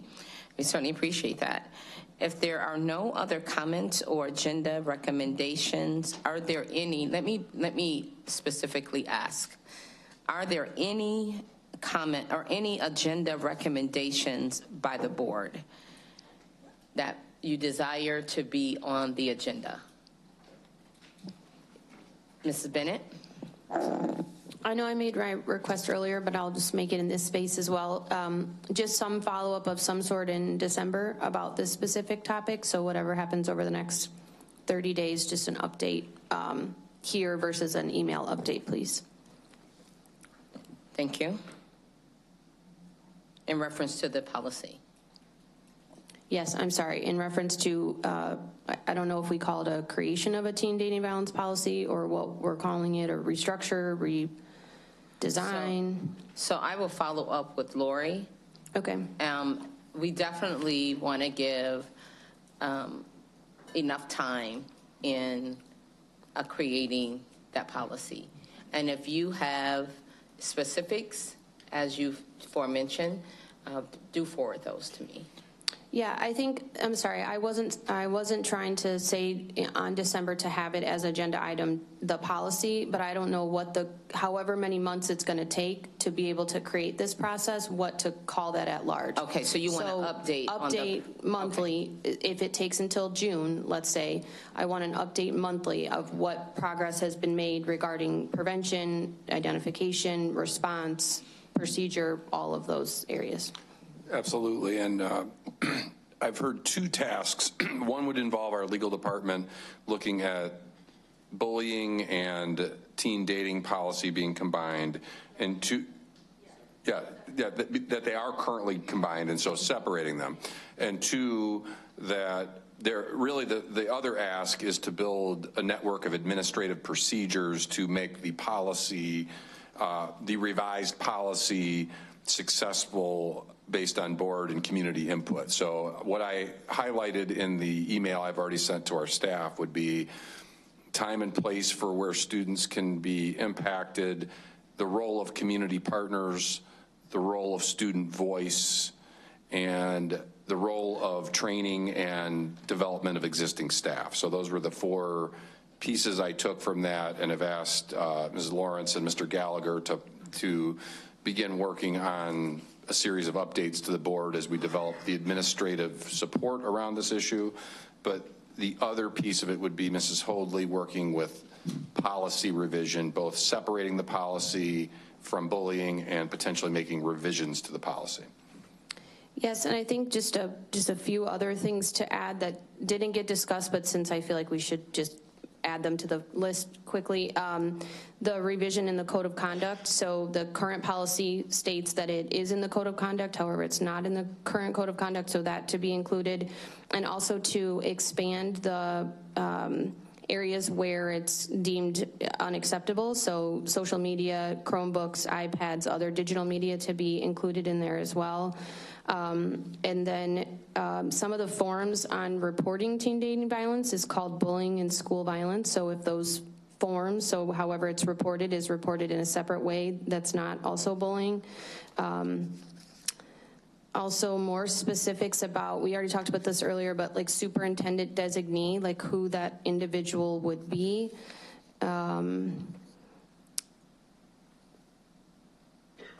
We talked about training for staff, so that one as well. So training for staff, and then also whose responsibility to continue to keep staff up to date. And then also Lori mentioned that policy 6.65 is due to be reviewed. That policy is referenced in the teen dating violence policy, and it has instruction on addressing violence, but the actual policy doesn't mention it. So teen dating violence says this policy references violence. You open that policy, it doesn't actually. So that policy also needs to be reviewed in addition to this one. Please. Thank you. We will provide the first update in December and on both the policy revision requests as well as the administrative procedures. Just for the sake of information to board members, I did, in my one-on-one with Attorney Holtley, request that we began to look at multiple policies that were, put in place by previous boards, keeping in mind that some board policies reflect state and federal kind of guidelines as well, but then there were some that were created by the board. And those specifically, I've asked her to pull and forward. If there's no other questions, or Mr. Carpenter?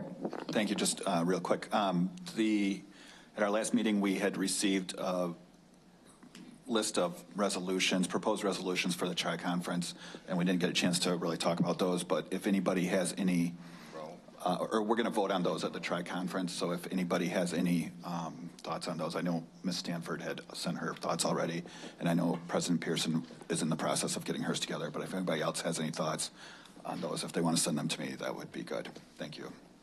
Thank you, Mr. Carpenter. And on that note, when you look at the actual packet that we received, there are some resolutions that was not adopted by the resolution committee. So it wasn't adopted. I don't see where you would need to spend time on that, but we definitely want to take a look at the others and forward that to Mr. Carpenter sooner rather than later. If nothing else, I'll take a motion and a second to adjourn. So moved. Second. Thank you. Have a good night.